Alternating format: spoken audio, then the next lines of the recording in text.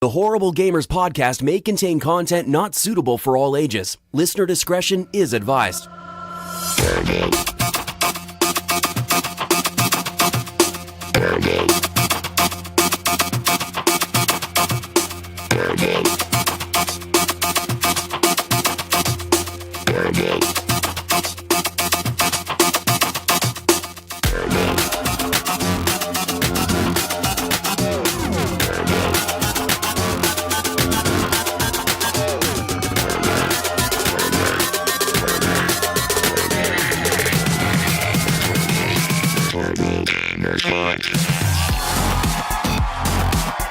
Welcome, ladies and gentlemen, to the Horrible Gamers podcast, show number 202, being recorded on May the 5th, 2018, Cinco de Mayo.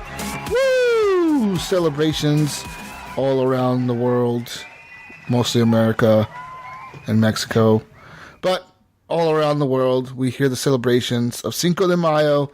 Welcome to another Horrible Gamers podcast. I am your host, Jesus Walks a Lot. Today, I'm joined by my friend from Canada. He's celebrating Cinco de Mayo in Canada. Ryan Gibson, Gib8777. Welcome back. What's going on, everybody? Another episode of Horrible Gamers, and we're doing this live just for the hell of it. This is a live show. This. Live show, yeah.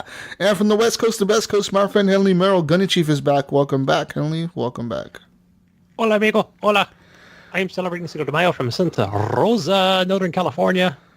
How are you? You rolled that R like too long. A little bit. I'm learning. Sorry. Okay. Good evening, afternoon, night, wherever you are in the world. Good morning. Yeah. Hello. We're here.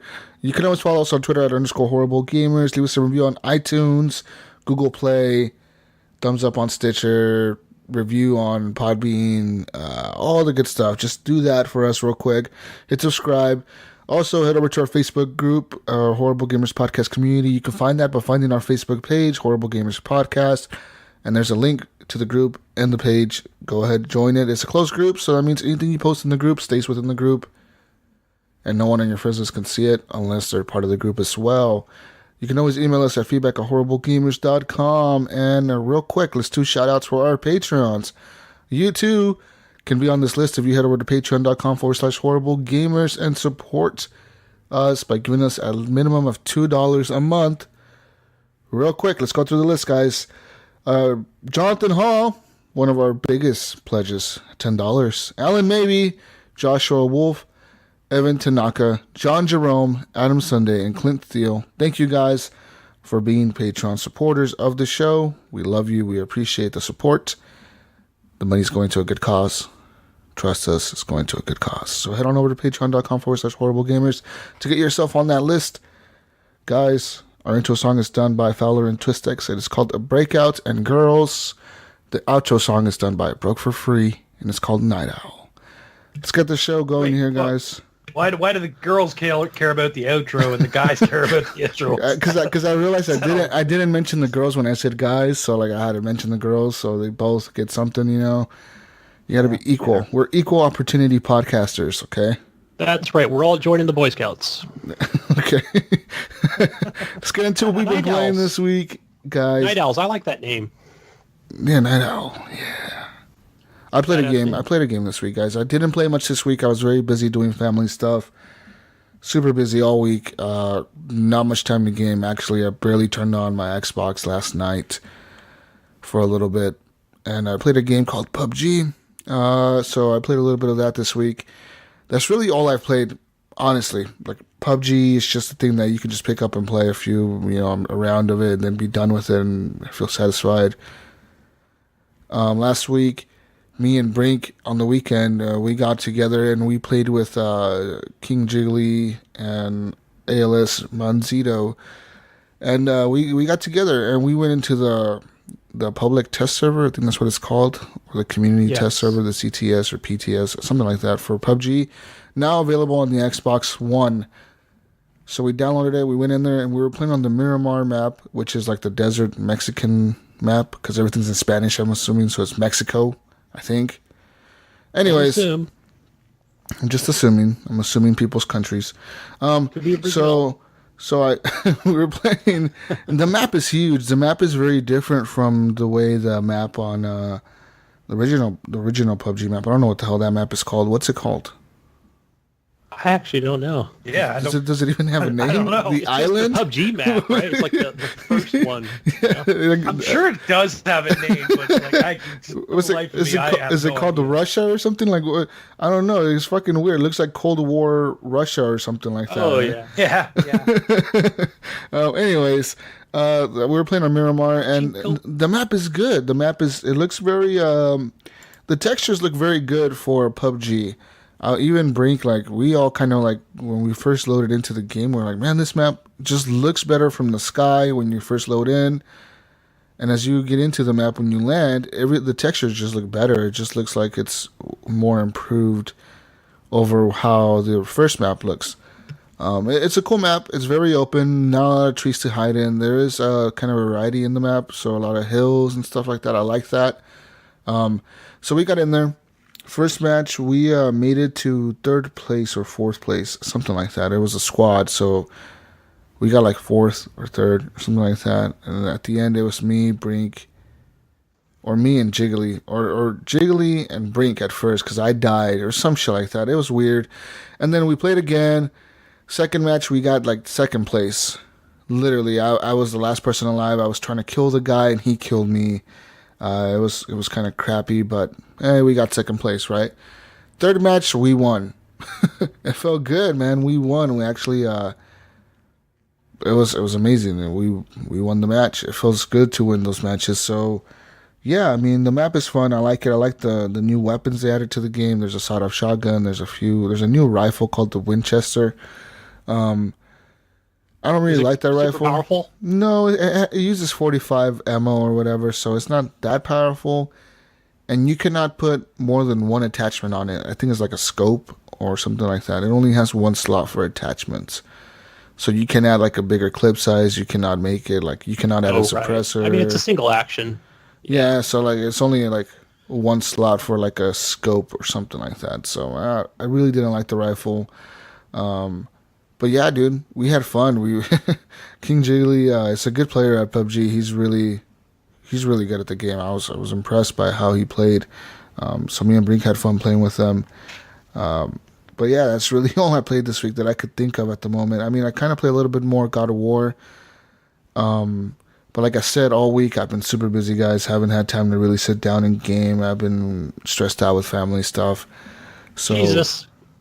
Quick question about the Miramar map, because I haven't played it yet. And it's just on the test server for now. Do they say like when it's coming to the normal servers, or is it just when it's optimized? Not optimized, but just, I guess, patched enough to where it's running correctly? Rumor has it that it's going to come out this month. They announced that it was going to come out in May for the Xbox version of the game. So I think it'll be this month, maybe the 20th, maybe somewhere around there. I would assume that it would come out for everybody on the Xbox version of the game. Yeah. I think it's cool that they added this test server to, because I had it on PC back in the day. I think because Ryan bought it on Steam, and it's cool. You could actually try shit out on there first, and to where they can get it running, not perfectly, but enough to where it's playable. That's yeah. That's what I was thinking. So yeah, the game ran actually super smooth. I mean, there was times where like we were having, the troubles weren't in the game itself; they were more in the main menu. Where like squatting up with people, like some people had to like restart the game, quit out the game, and relaunch the game to be able to like accept the party invite and be able to ready up to start the match. A lot of that happened in the beginning, so there was a lot of menu problems. And my game, I think my game crashed once, but I was spectating like Brink and Jiggly because they were running through the map, and I was just watching them, and my game crashed. So that's still there. I hope that all that gets ironed out. I mean, it's kind of been like, how many months now? 5 months. So they need to really get that going, especially launching the new map. That needs to get fixed big time. But today I read that they're actually launching. Today they have the test server up again because they have like certain time slots where you can play it, and it's completely free. Even if you don't own PUBG, you can download the test server and play the game for free, pretty much. Oh, really? Yeah. Yes. So, yeah, I think that was available. I was going to tell you right. I think I saw that available on Steam. Yeah, it's Or just you didn't have to free. own the game, which I Yeah. thought was pretty neat. You can just get in there and test it out.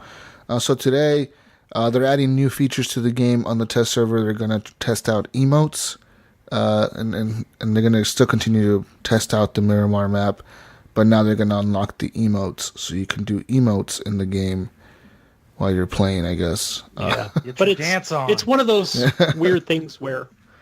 Sorry, Ryan, I cut you off there. I said, get your dance on. That's all I said. Yeah, it's one of those things where they have like a morning, noon, and night thing where it's open for 3 to 4 hours. So it comes in spurts. Kind of. Usually on the weekends, they like to open them up all day up to like 11 p.m. Pacific time. So it's pretty much all day. You know, like people on the East Coast can play till like 2 in the morning. So yeah, and they open them up like early in the morning, like at 8 in the morning, and they go all day long. So that's on the weekends. Especially on weekends. Yeah, they and want to stress those out as much as possible. And throughout the week, they do open them throughout the week, and it's usually like 5 p.m. to like 10 p.m. Pacific time. So, you know, like... That's why I watch my Twitters. I read my Twitters, Jesus. I get my updates. That's why you watch the Twitters. All-knowing with Twitter. Yeah. I'm pretty sure they have the schedule somewhere up on the PubG website if you just Google PubG They're just links, schedule. basically, that... Yeah. It'll tell you. I only need that little bit of information, and that's what Twitter's perfect. It just links you back to Twitter, right? It gives you a link to Twitter. Check our Twitter. Here's a Twitter link to your Twitter account. Man. But yeah, the game is fun, guys. PUBG is good. I'm glad that they're updating the game and they're bringing new features to it. I gotta say, I played a little bit of Fortnite not too long ago, and that was fun. It ran good. It was a fun experience, but I still like the grittiness of PUBG and kind of how the game runs and how the game, not how it runs, but how it is. You know, just the guns, the way they feel. It feels much more grounded in reality. In Fortnite, you could just jump and shoot your shotgun like crazy, you know, and do all kinds of crazy shit, and that doesn't fly in PUBG. So yeah, I think that's what's interesting about Fortnite, though, is that there's more to it than just a, you know, you can do a lot more with the building and with just jumping over, and I don't know, like PUBG has a different feel to it, obviously, you know, like it's this very similar game, but there's a very different feel. Like you know, we've said it a million times, more realistic feel in PUBG, where it's more cartoony in Fortnite, and things are a little goofier, you know, and you can do stupid shit and get stupid weapons like crazy rocket launchers that you can ride rockets and stuff, you know. Yeah, so snipe people off of your rocket, you know, while riding your rocket. Yeah, sniping people while you're riding her. That's crazy, man. Yeah, and while you control your own rocket. 360 no scope while you're riding a rocket. Yeah, while you control the rocket. Like now they have the thing where like the homing missiles, you can control them or whatever, so you can just pretty much fly the rocket around till it blows up. It's kind of weird. I don't know. That game is hard for me. It's just incredible how fast people build things. I don't know how they do it, but they do. But that's really all I played this week, guys. I mean, like I said, a little bit of God of War. I'm deeper into the game now, and that game, just like I said before, it never lets up. It's constantly showing you new things, and it's like it's kind of crazy. I'm like, I'm just amazed. I'm like, you know what's weird? You reach a point. You're like, this is not the point. This is not the pinnacle of the game. Like, you just keep going higher and higher and higher. Yeah. You know what's really weird? For me, personally, I get into that game, and I get right into it, and then I get to a point where I get frustrated with it, and I put it down, and I'm like, fuck, I'm never going to fucking play that fucking stupid game. Fuck this.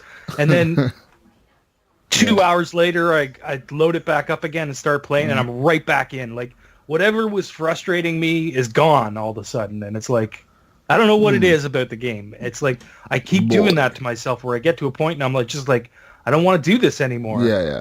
Or I get into a fight and I die. Like, I'll just drop the game all of a sudden. I'll just be like, fuck, I died and I have to fight that. I don't want to fight that guy over again. I'll go play something else. Yeah. But then I come back to it and I kick that guy's ass the next time, you know what I mean? But I find that if I just sit there and try over and over and over and over again, I just keep dying. And I'm like, what am I doing? Like, why is this happening to me? I don't understand it. But it's been weird. I've been in a really weird gaming sort of slump, and I think that has something to do with it, but it's God of War is really doing that to me. It's funny, but I go back to it and it's fine. And I'm like, I enjoy it again for another 2 or 3 hours. Yeah, I might end up playing that sometime this week again. I mean, I really want to finish it. It's a game that I want to finish before Detroit Become Humans comes out. Yeah. And that game, I'm kind of torn about buying that game, guys, Detroit, because it will go on sale eventually. Mm-hmm. So I'm like, should I pre-order the game or should I wait to like buy it later on in the year when it's on sale? But later on in the year, there's going to be more games coming out. So I'm like, what do I do? Here's the thing, Jesus, is what do you want? Like, honestly, Detroit is going to be a one playthrough and you're fucking done with it. Yeah. You know what I mean? You're not going to go back and do all the different playthroughs. You're just not. Let's be honest, right? Like, it's just not going to happen. So, but personally, if I were you, I would wait. I would wait until it goes on sale, or I don't know, man. Like, rent it from Redbox, maybe, or Redbox has it. Is Redbox only have it? Probably. I don't know. Is Clint still in the chat? No, I don't think he is. He's still here. Well, we'll see. I mean, I don't know. I'm thinking about just probably renting it or something. Yeah, probably. I'm gonna do that. Yeah. That's what I'm gonna do. Yeah. But that's it for me, guys. That's all I've played this week. I have nothing on the list, so you guys can go back and forth. I'll shut up for the next hour. All right. Well, I've been continuing to play more Sea of Thieves. I'm still loving that game, man. Like I don't play it constantly anymore. Like I'm not playing it all the time, but when I do play it, I have a good time. And I've been playing a lot with the same people, right? I've been playing with Wolfie and Centerfold and Chris from what is this podcast called? ADO Radio. ADO Radio. Yeah. So we've been grouping up every once in a while and playing that, and that's been fun. Waiting for them to add more stuff. I really want to see what they put into that game to make it a little bit different, or at least something more enjoyable. You know, I hope. It's gonna be cool, I think. But other than that, I played some more Far Cry 5, and I think I'm done. I don't think I'm gonna go back to that game. Have you finished it? No. I'm still like... What? How are you done? What's going on? I'm so bored with it. I just don't want to do it anymore. And then this goes back to what I was talking about before with God of War. See, because I've been doing the same thing with this game as I've been doing with God of War. It's like I'll go in, I'll do a couple of outposts, get a couple of prepper stashes, and then I'll just be like, I don't even want to play this anymore. Like I just don't. Like I don't want to do this. It's not holding my attention. God of War is holding my attention more than Far Cry 5 is. But those are the two games that I've been bouncing back and forth into. And I wanted to ask you, Jesus, like whereabouts are you now in God of War? Like how far in are you? I'm far in. I defeated what you defeated because you messaged me the other day. I'm long past that now. Yeah, I'm past that. I'm quite a bit past that now. So did you fight the two brother guys? Okay, no, I'm not there. With the lightning? No. Okay, so I passed you then. So I went to you know how there's Thor's statue? Yeah. Where I'm at is I went there. I was riding my little boat around. I just docked there because I was like, oh, there's a dock right here. So I just docked it right there. And I climbed to the top. And there was a dude like on his knees right there, like kneeling down, and he has a sword, and he looks like a knight. He has like armor on, and then he gets up and he turns around and looks at me, and then like a little bar came up on top of him. I was like, oh shit! So I try to throw my axe at him, but he's like he can't get hit with the axe because he has the armor on. Yeah. So you can only punch him and hit him when he's with your fist. So, like, I have to wait for him to, like, turn around or, like, swing at me with the sword and miss, and then I can hit him with my fist or, like, hit him in the head with the axe and kind of do a little bit of damage. But he's really tough to beat, and right now I'm stuck on him. I think that's the last time I played, I was stuck on that guy. So I got to... Well, as soon as I start the game, I got to fight him. That's, like, the checkpoint I'm in.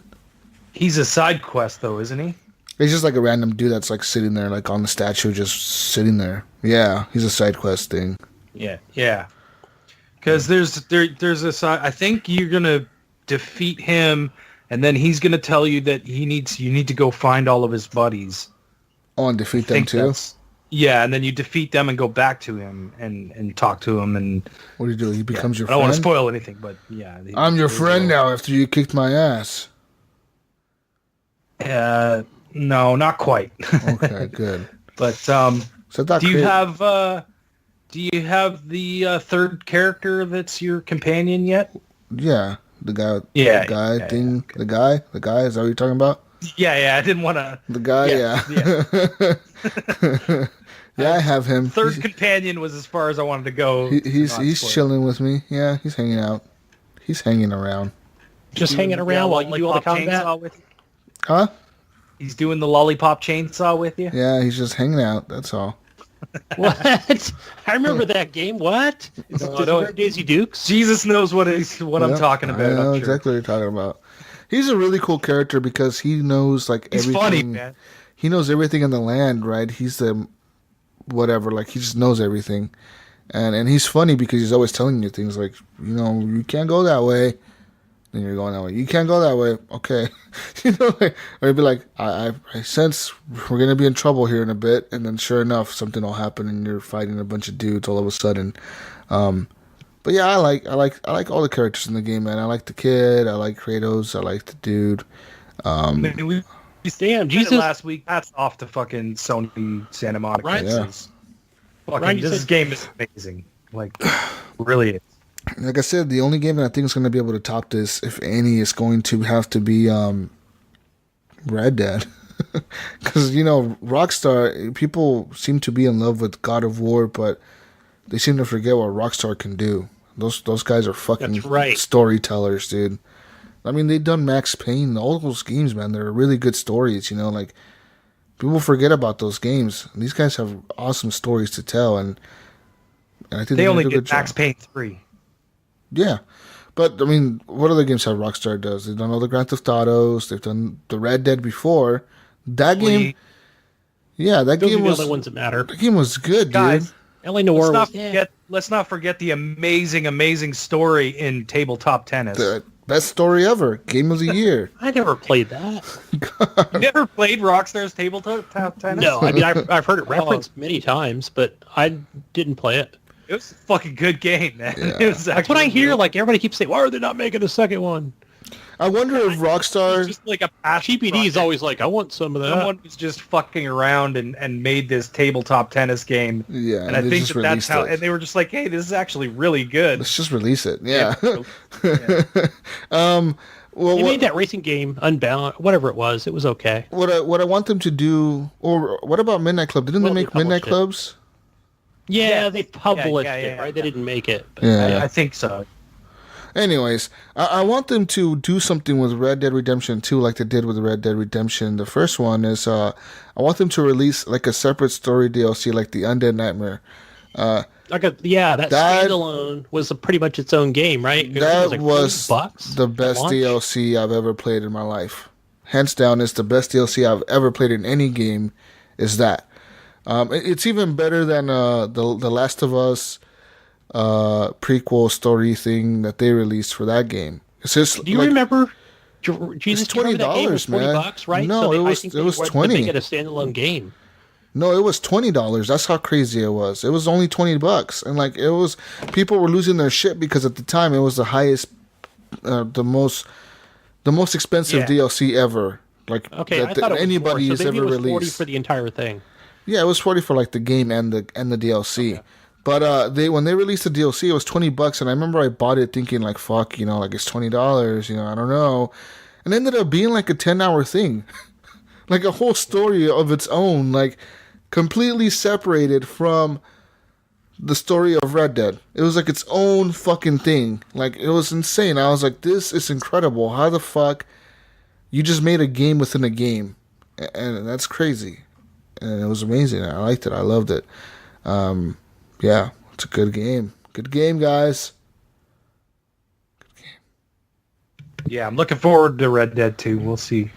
Yeah. Guys, I'm hearing different podcasts reference the whole God of War thing to some of the same things that Bloodborne does. Bloodborne, isn't that the PS4 exclusive? Yeah. I mean, that's it's taken a lot from like the Dark Souls, Bloodborne kind of series. Yeah, and that's what I see from clips as well. It does feel that way, like because you can kind of wander wherever you want, and you could run into shit that'll just knock you out in one hit. You got to really be careful sometimes. Sometimes you open up those tears, and these guys come out and fucking just nail you once, and you're dead. Yeah, I've seen that. It happens, right? Like, it's crazy. And the combat kind of feels a little bit like a Dark Souls, Bloodborne sort of game, where you're doing your roll attack, roll attack, roll attack, roll attack. Yeah. It's a lot of that. But I mean, I would say that's one thing that really excites me about God of War, if I had a PS4, is the weapons, where I even like Bloodborne, where I've seen clips of those and gameplay and just thought, wow, this game looks amazing. But not like Dark Souls, where it's just like you have a sword and you could do like a push attack and heal yourself. But yeah, I don't think they were speaking about it negatively, but I just thought it was like, I was like, oh yeah, it's probably the same Sony Santa Monica people that, helped make Bloodborne as well. So, they took some of that. That's a different studio.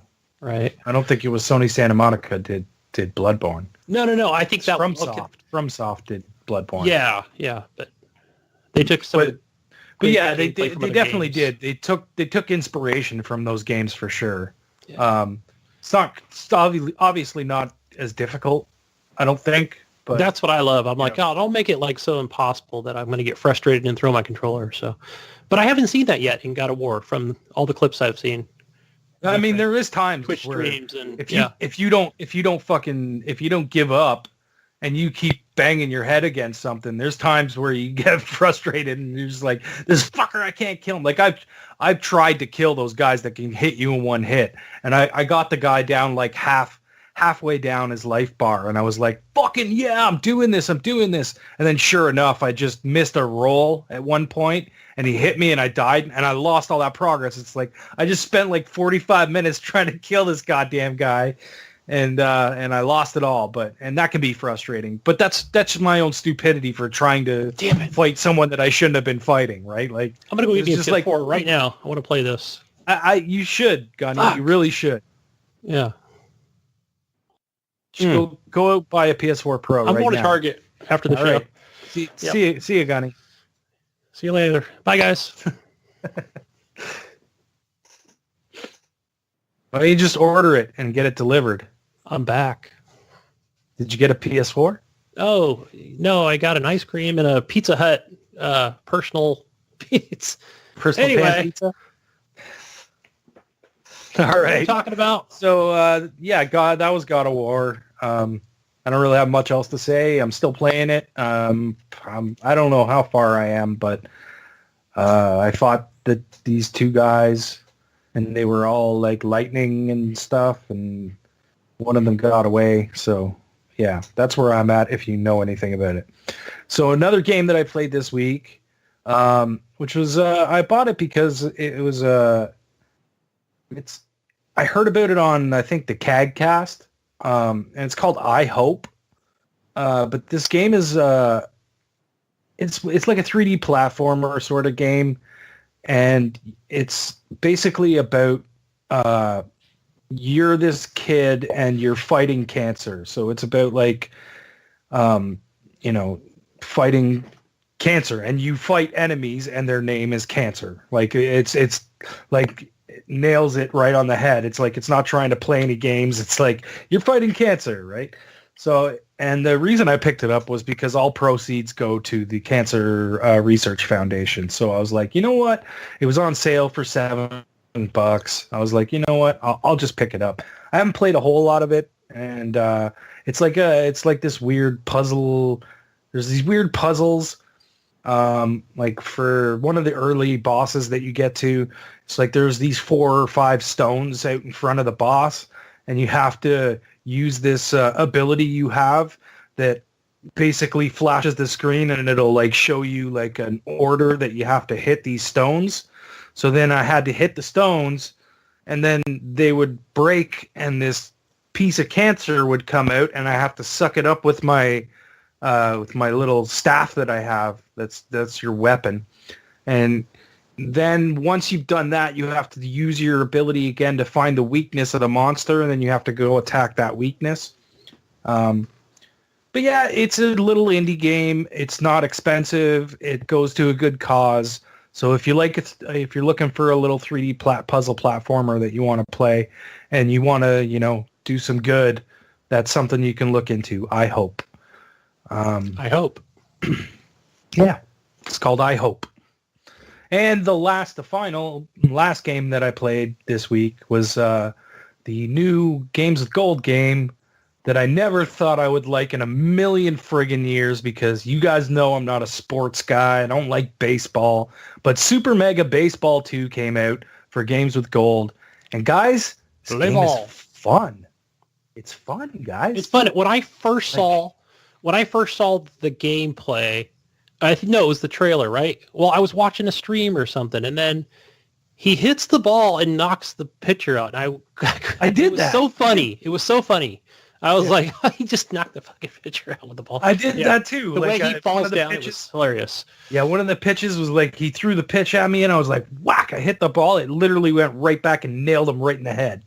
And then you see this big exclamation mark come over his head, and he got taken out of the game because he was injured. But yeah, guys, like, it's baseball. You know what I mean? Like, don't expect, the show or anything like that. It's a little more cartoony. It's not real baseball teams. It's made up baseball teams. I'm the something sirloins.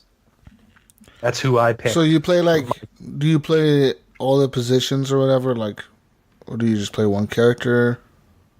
No. Well, no, you don't. It depends on what difficulty setting you put it on. Because the lower difficulty will basically be, you'll do pitching and batting, and your fielding. You can do fielding, but it'll do automatic fielding and stuff like that as well. Oh, okay. But it looks super simple. Once the fielder gets the ball, you have to throw the ball in, right? Like, it's not going to automatically throw the ball. Yeah. But the setup is kind of cool. It does an interesting thing with, like, the sticks. So you don't have to do it this way. You can use button presses if you want. But like when you're batting, so like the pitch is thrown, you have to hold back on the stick to get power, and then you push the stick forward when you want to swing. Yeah, and depending on how long you held back for, you could either have like full power or like half power or right. So you kind of have to judge how fast the pitch is coming. Do you have to aim with like the other stick, like how high or how low you want to swing? You can, and I think you have to on higher difficulties, but on the lower difficulties, it'll automatically do that. Oh, okay. Yeah, so it's pretty much a baseball game. It is. Yeah, it's cartoony. Like some minor league stuff going on with some humor. For it to be like a free game that we got like on release for Games with Gold, it's really good. I've been wanting to play a baseball game. I mean, I'm not a huge. You know what, Jesus? I'm not a huge baseball fan, but I do like baseball games. I remember back in the day, I used to play a lot of the MLB games, the show, the I think it was the 2K games that were baseball. I used to play those quite a bit, games. And I would honestly play like the whole series or whatever the fuck. Like I would play all of it, the whole thing, like just from beginning to end. I would play the full season. You know, I wouldn't sim the games or whatever like a lot of people do, and I liked it. I liked those games. I mean, they were fun. A lot of people. I don't like to watch baseball, but playing boring, right? Playing it is fun. You know what I mean? I don't like to watch it, but I'll play it. So here's the thing: there is online multiplayer in this game, and even better, you can play either against each other or on the same team. Oh shit! So you can have like people with you. Yeah. How many people can you have with you at a time? I don't know. I haven't tried it yet, so maybe we should check that out. I wonder if you could have like up to like 4 or 5 players playing together against another team of 4 or 5 players. That'd be cool. I wonder how that would work with like batting and stuff like that. Well, I mean, like you could have one that's the catcher, one that's the pitcher, one that's like the batter, one that's like on first base, one's on second base. Yeah. You know, like you could have different people. You could do like pitcher, catcher, someone could play all 3 bases, and someone could play all 3 outfielders. Yeah, you're just pressing Y to switch to the. Press Y to switch to the other characters. I don't know. We'll have to look into that because I did see that there was online multiplayer, but I haven't tried it yet.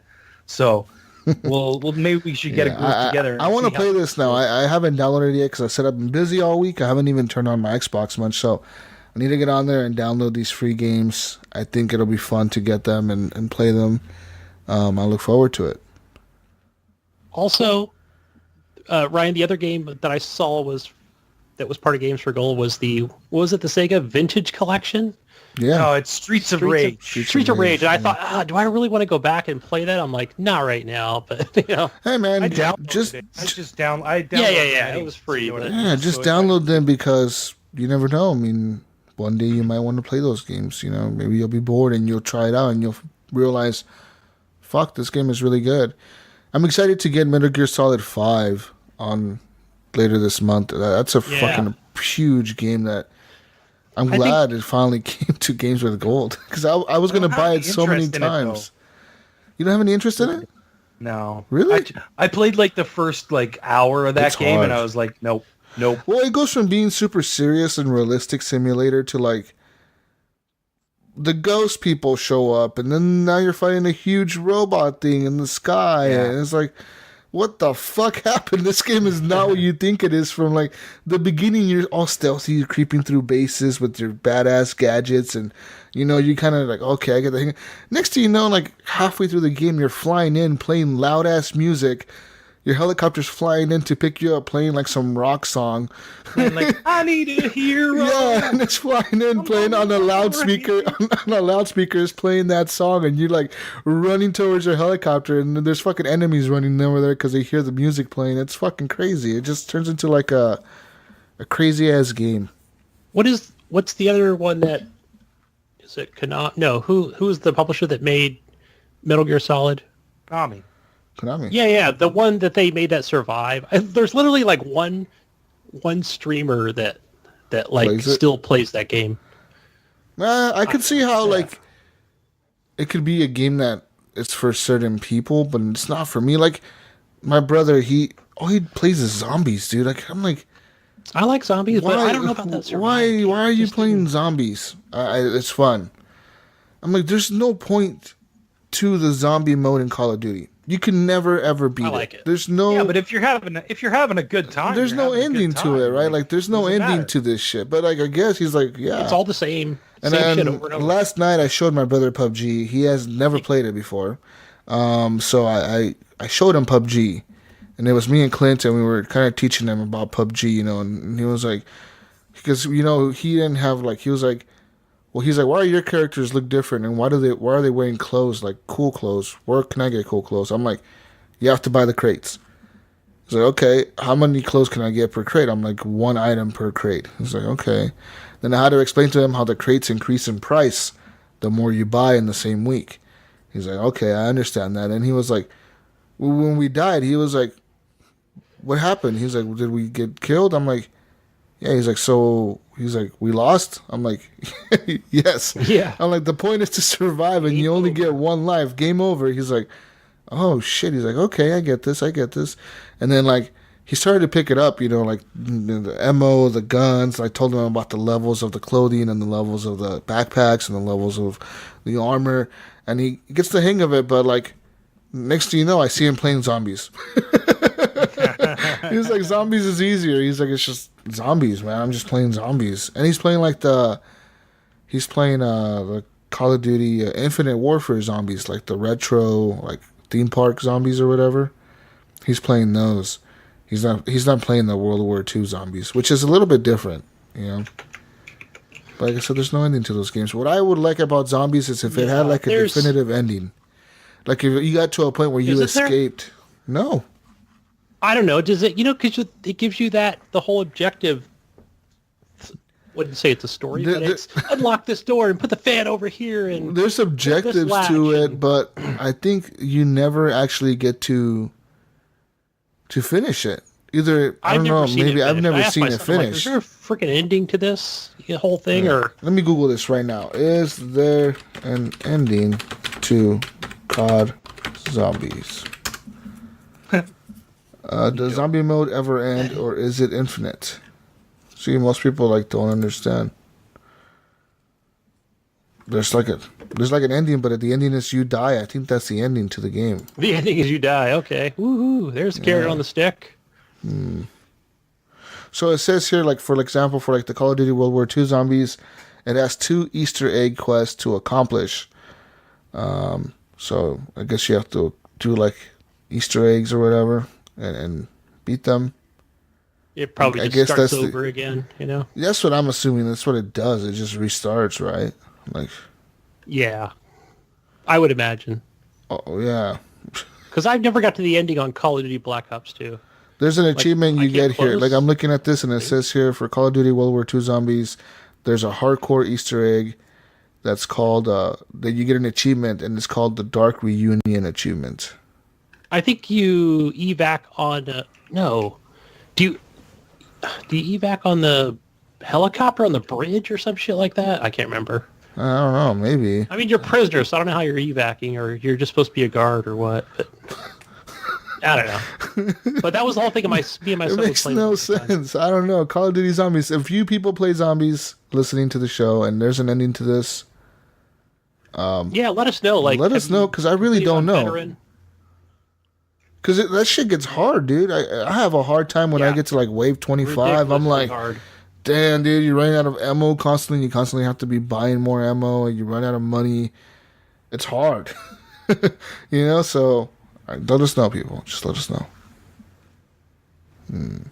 See.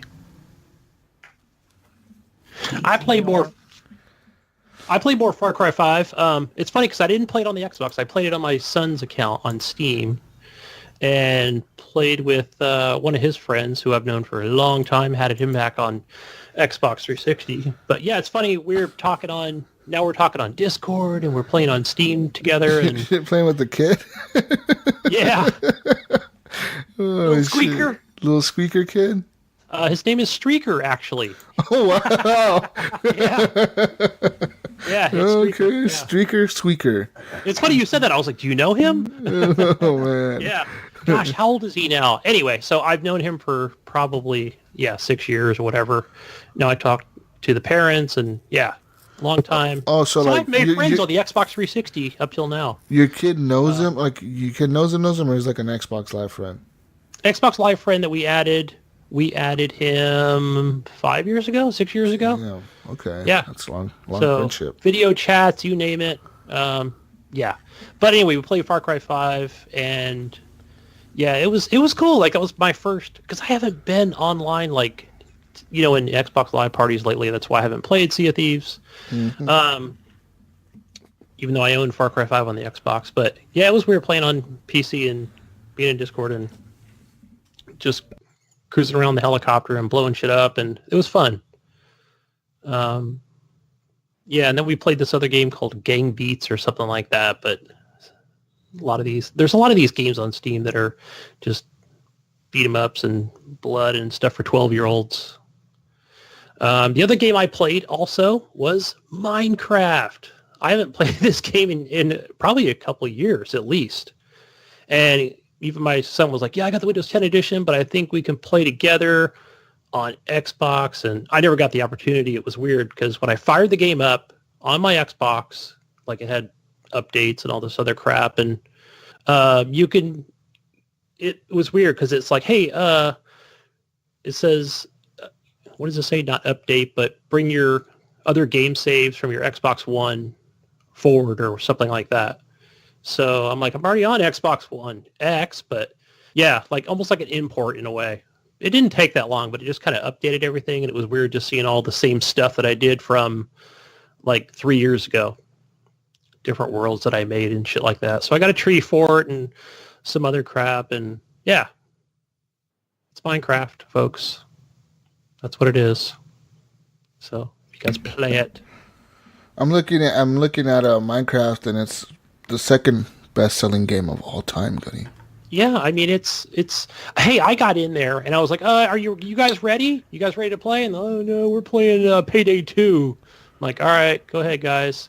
Yeah, not that I would I can't believe Minecraft has sold this many copies. The only game that's ever beat it is Tetris. Wow, there you go, Clint. And it's almost up to Tetris's standard. I mean, Minecraft is at 150 million copies, and Tetris is at 170 million. So just 20 more million, and Minecraft will be the best-selling game ever. Damn, think about that, Clint. Clint Thiel. You're a millennial. Yeah. Your millennial's game is Minecraft. And Grand Theft Auto's in the third spot with 90 million. Damn. That's insane, dude. That's crazy. Yeah. I wonder if that was even Microsoft thing when they purchased it to just make sure it's on everything. You can even play it on your refrigerator. Right? Like, you play this shit your anywhere. Your washing machine will play Minecraft. Anything will play Minecraft. Your car played it. Yeah, with your steering wheel. Play it with your steering wheel. But when I got into it, I was like, oh, it's my tree fort, and let me add some flowers and put up a plant and put a ladder, and I'm going to make sure the roof is, like, set up with nice wood, and I'll put some other shit around here, including, a zombie, and he could just kind of stay in this cage on my tree fort, and I think I played it for a good hour, at least. Yeah. And, Fortnite continues to be a beast in sales. I mean, they say a couple months ago in February, they hit $126 million in sales. And that's over PubG's $100 million that they made. So. I've never seen their, what do you call it, their inventory, their library of their cosmetic stuff. Dude, there's so much. There's so much, dude. Went deep into it, but I just saw so many different like skin packs and stuff like that. It's crazy. You could be an astronaut. You can look like an astronaut. You can look like John Wick. You can look like different characters. They change things, right? So yeah. I was watching a little bit of Saif today on Mixer, just because it pops up on the Xbox. He's like this two-horned beast with a 4-year-old's backpack, like I had a unicorn backpack. It was just the funniest thing, but yeah, funny, silly stuff. I don't know. I wonder if I just played that game all the time, I would be inclined to make these like cosmetic purchases. But I know the only one I ever made for Minecraft is I bought Claptrap so I could be Claptrap wandering around in Minecraft. I think I it was like 99 cents or something. Either the Halo was an update. They had a Halo update. I think that was the catch. I think the skins were free, and then to get the full package where you could actually build stuff that looked like the Halo universe, I think you had to pay for that. Okay, so it was reversed. Yeah, the cosmetics were free, and the update was only a couple bucks, right? It was like $3 or $4 bucks. Yeah. I don't think whenever they launch them. And actually, those were pretty cool. I think they had a Mass Effect one where, you can go in and actually like build shit and you feel like you're in Mass Effect. So that was cool for a minute. But I was kind of towards the end of my Minecraft fascination. So at that time. Yeah.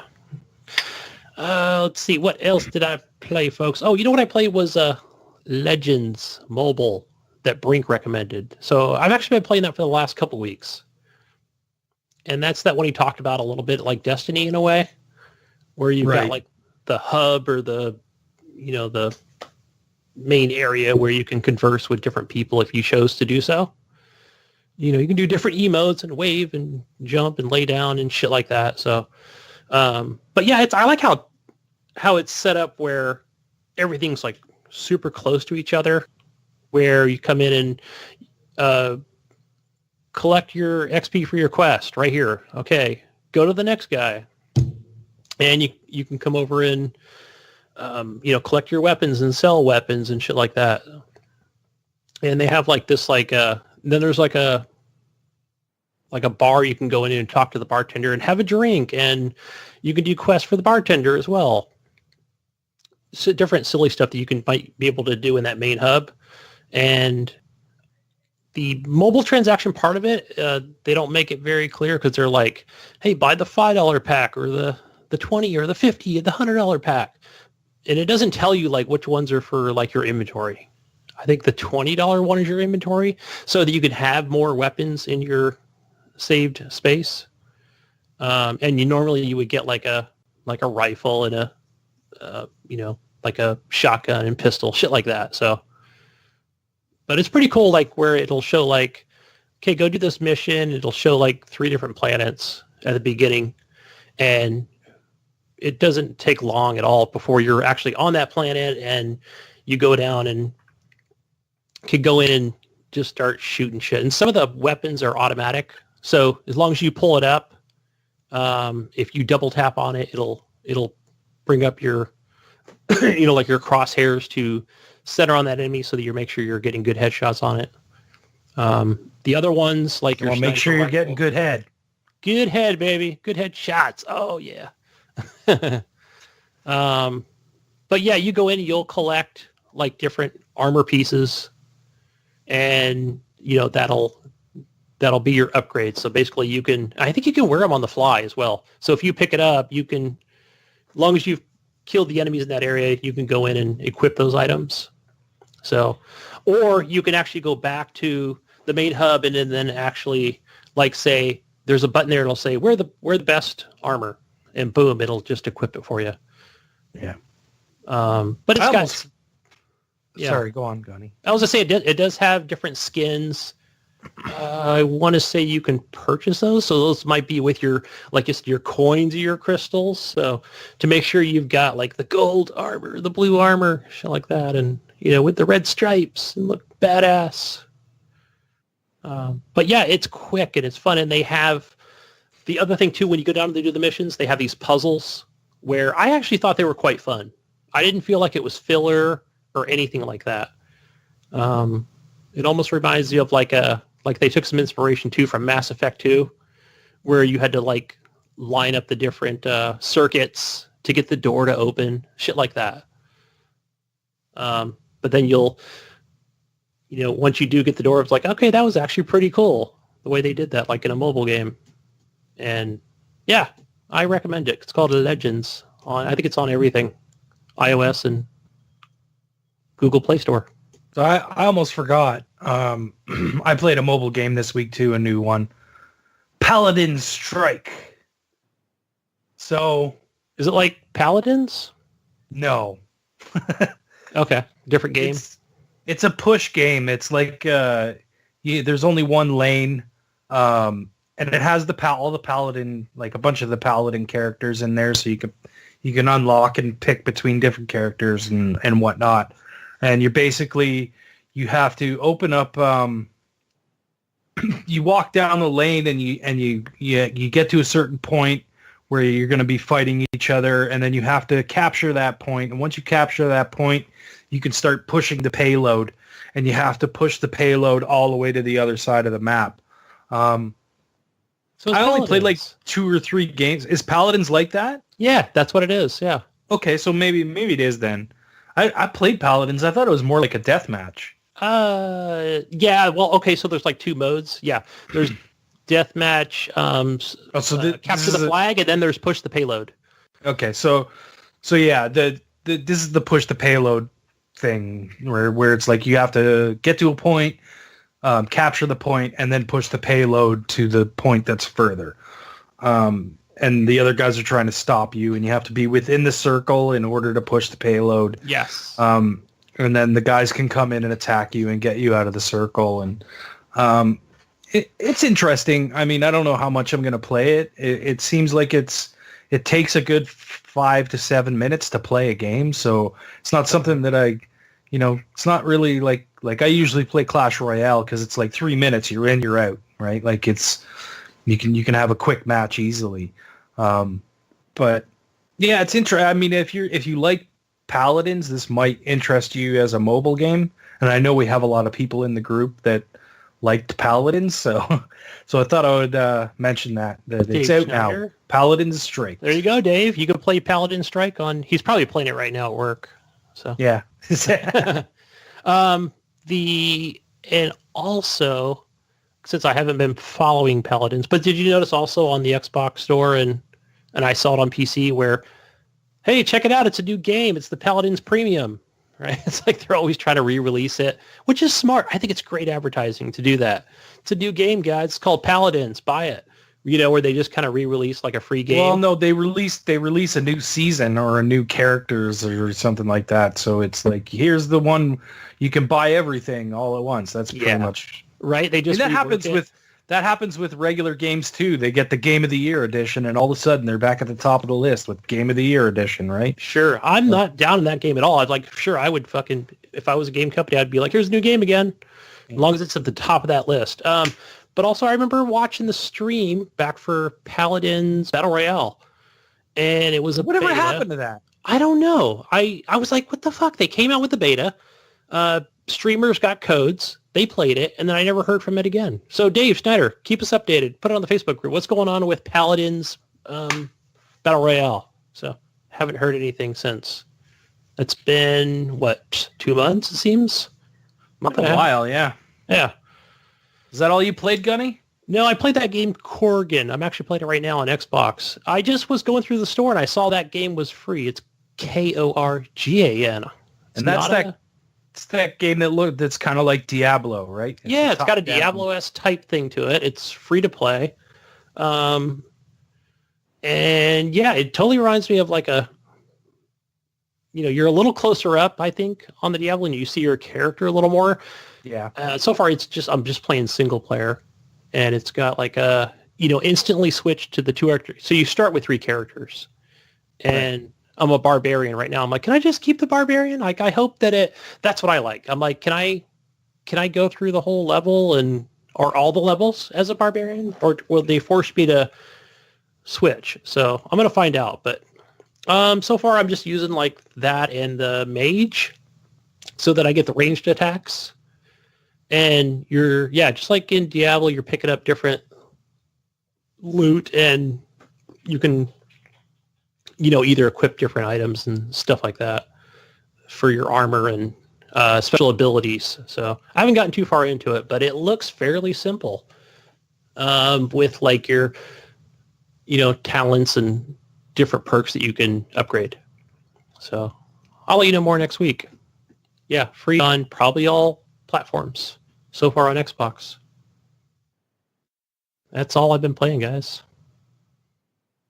What about you, Ryan? Anything else? I can't hear you, Ryan. We can't hear you.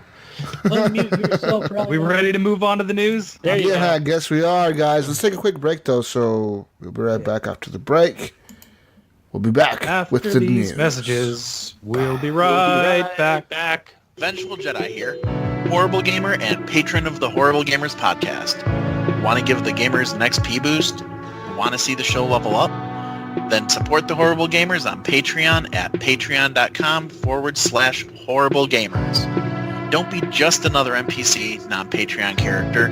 Become a patron. 2 gold, 5 gold, 10 gold, 20 gold. It all supports the party. So game on.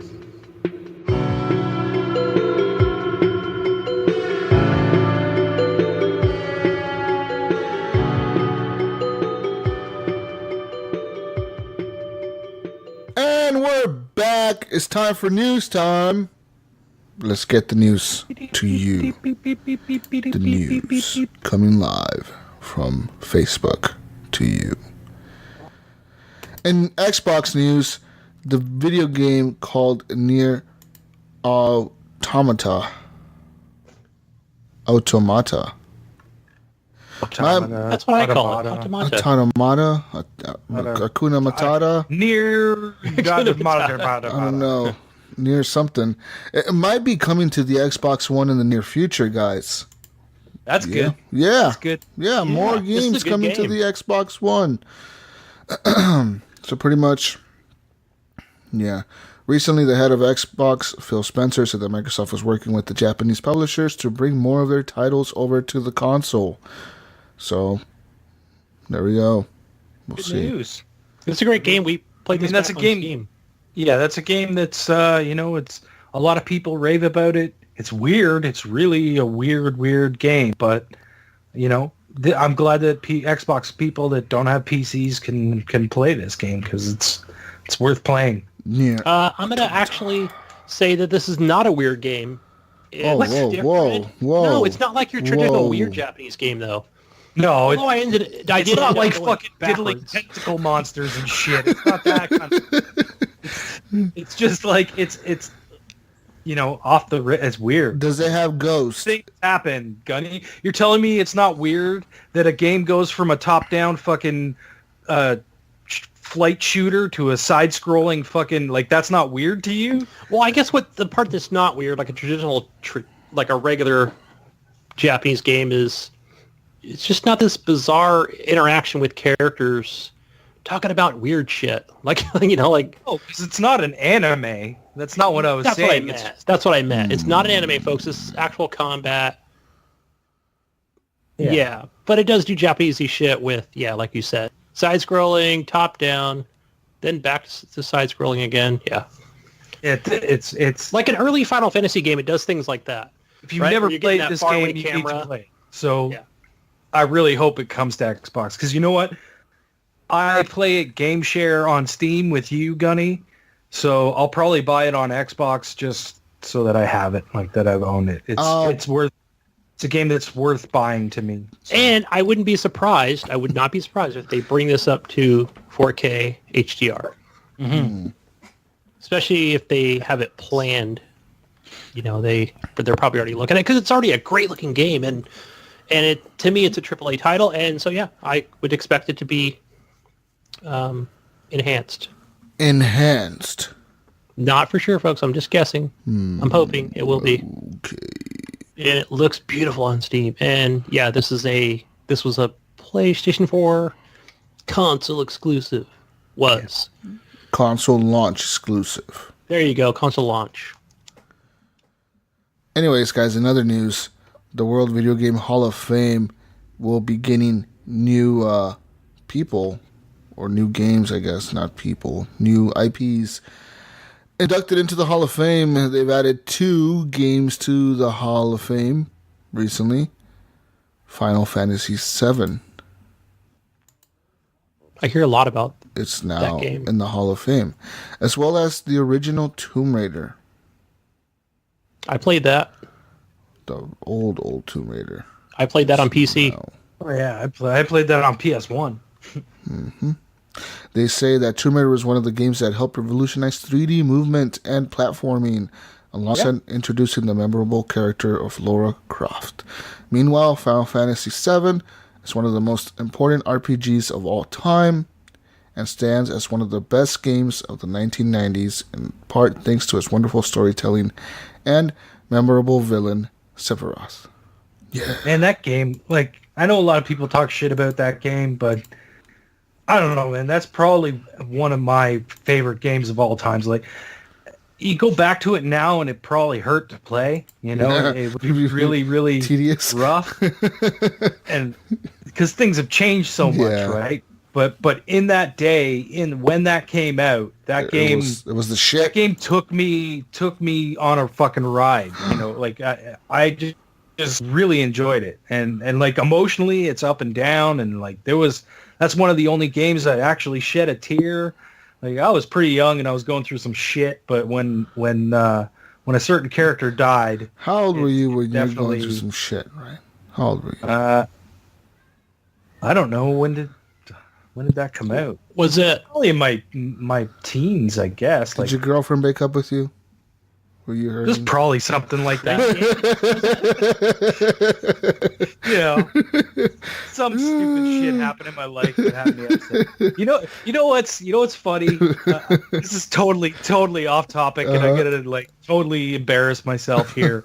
But I went through a terrible breakup with somebody, and I was playing Tiger Woods golf and listening to Bullet for My Valentine. And if you know Bullet for My Valentine, I was listening to, what fucking album? It was their first album.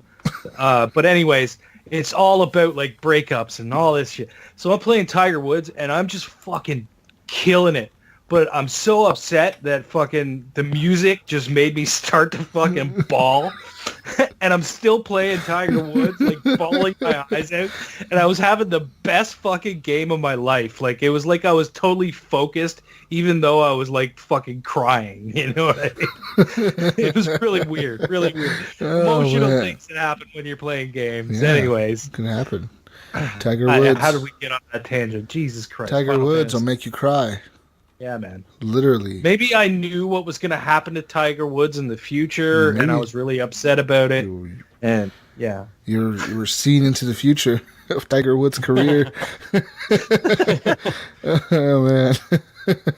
In other news, Madden games. Stop telling your kids that playing video games will never pay off, guys, because for this man, it did. Shay Kivlin is a 20-year-old video game playing kid from Edmonds, Washington, and last weekend he won a big chunk of change doing what he loves. Kivlin, who goes by Young Kiv, won the 2018 Madden Bowl Championship during the National Football League's draft. So, like, during the draft for the NFL, which happened like a week or so ago, they had this tournament going on Madden 18.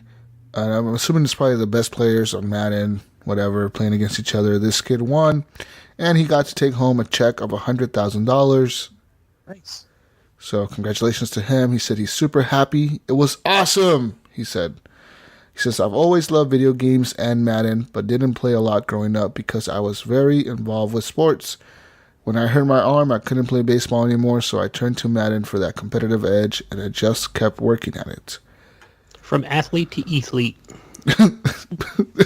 Good, that's a good one. I like that. Should be like that should be like the cover on the New York Times. I should have read this article. From athlete to E-thlete. That's the headline. But yeah, pretty much, like this kid won $100,000, dude. Wow.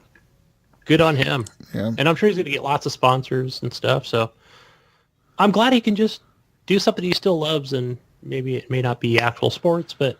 So here's some questions that were asked to him. They asked him, what do you do and why do you do it? He answered, I am a professional Madden player because EA has given the opportunity for the best Madden players in the world to do what they love.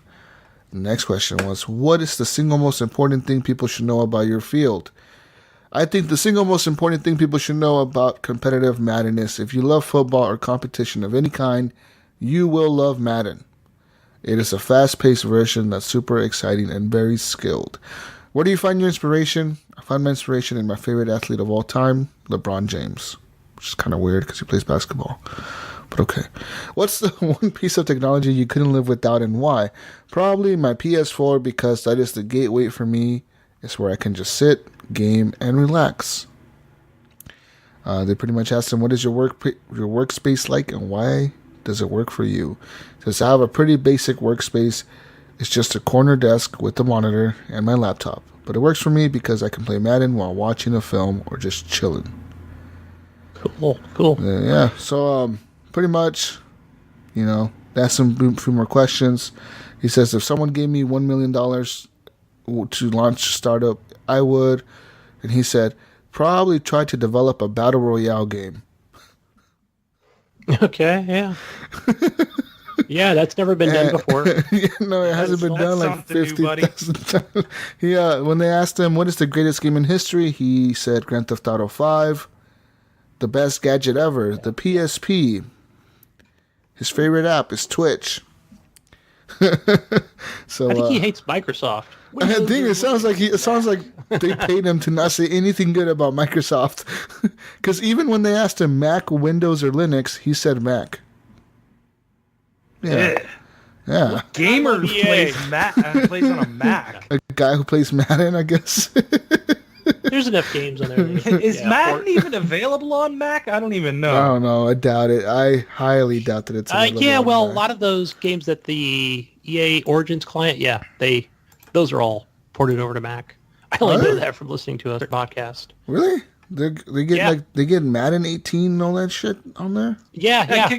Well, you're just downloading the Apple for what is it? The Apple or Mac version? Well, how does that run on there? I mean, Mac computers are not really meant for gaming. You can't upgrade it either. Like certain depends. If you have a high-end Mac, it'll run games, but like graphically, they're usually not horsepowers And I think that's also, not true either, because I mean, there's a lot of like Macs are good for like 3D rendering and shit like that, you know. So I mean, I guess it would have a good graphics card in it, or and also PC one. Gamer has, well, okay, this is from the article or things that I've read from PC Gamer, is that Windows 10 or Windows 9, whatever, actually runs better on a Mac because than an actual like Windows style type computer because of its power.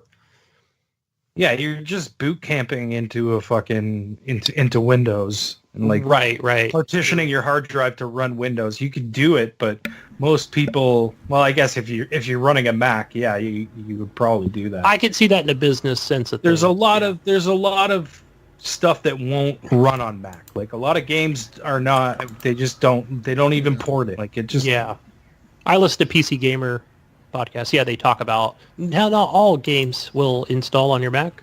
Yeah, and how it takes whatever time to. I mean, if you look on Steam, right? Like everything, everything works for Windows, and it'll say like there'll be the little Windows logo and Linux, there'll be a Mac logo and a Linux. Some stuff they were obviously trying to force people to go to Linux, but that didn't work out well for them. All right, yeah.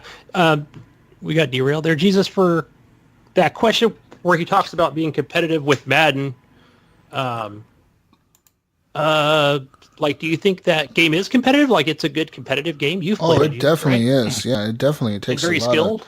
Yeah, you have to have skills. I mean, like I said, I've played before. I used to play a lot of Madden 25 online, and I even bought some of the card packs. I was all into that shit.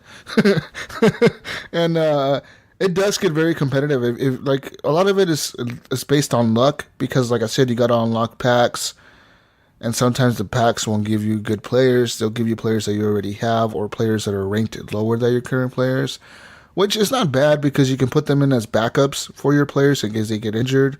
Because there is, season-ending injuries in the game where, like, if a player gets hit really hard, breaks his leg, it'll say out for the season, so like now you have to put in a backup for that player. And so it's good to always have backups, but just in general, like if you learn how to read the plays, the lineups, the way the people line up, the way the style of the person that you're playing against, what they like to do, it takes a lot of skills to learn all that, because like you have to gauge all that. You have to learn, like, this player likes to throw the ball a lot, he has really good wide receivers, he might not run the ball, so I should run my defense to like stay back most of the time.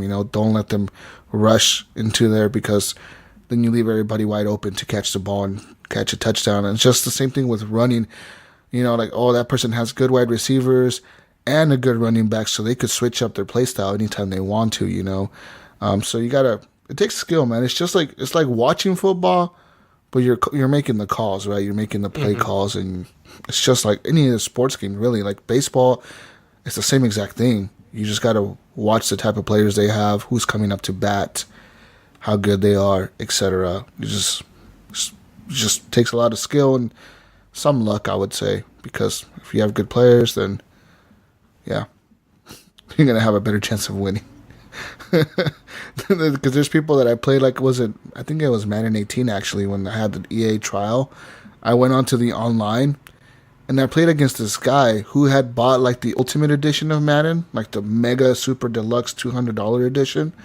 So when you buy that edition, you get a ton of card packs, like off the gate. You get like 50 card packs you can open. And a lot of those have like elite players, like they're like red players or whatever. And their stats are above 95. They're always above 95 or 90. And they're really they're like star athletes, right? Like, their names. And like, here I am, playing with like my shitty ass lineup of like basic ass players. I have like maybe one really good player in my whole team that's a star player, and I see the guy's team line up, and all his players had stars underneath them. That means they were all like star athletes. I was like, oh fuck, and he was just destroying me, dude. He was like just like intercepting all the passes, tackling me, sacking my quarterback, just destroying my team. And I was like, I rage quit. I was like, I'm not going to get into this. Right. I'm not going to buy the packs. Fuck you, EA. Yeah, like, I'm not buying these packs. I'm going to fall into this fucking trap. Fuck this shit. And I didn't. So, yeah, it's a good thing I didn't, because it's a money grab, big time. Yep. It's just the same thing with FIFA too. They do it with all their sports games. NHL has the same thing in it. It's got that same shit. Every single one of them. EA has found the formula to get money out of your fucking wallet into their hands by making you think you're going to buy a pack and get good players. Right. No, don't believe them, guys. In other news, the Sinclair Broadcast Group Incorporated has removed all the ABC, CBS, Fox, and NBC affiliated TV stations it owns from Sony's TV streaming service, PlayStation Vue. Apparently, they say that they had a contractual dispute with Sony, and they're going to remove all those networks from the PlayStation Vue player. Pretty much they said that Sony failed to comply with contractual provisions. They maybe didn't pay or something, or they just didn't. You know what I think happened? Fulfill their contract. You know what I think happened is basically Sony looked at PlayStation Vue and went, nobody is subscribed to this shit. There's like 2 people in the fucking world that are subscribed to this shit. Yeah. Yeah. And it wasn't worth them paying, whatever rights they had to pay for. So they just said, fuck it.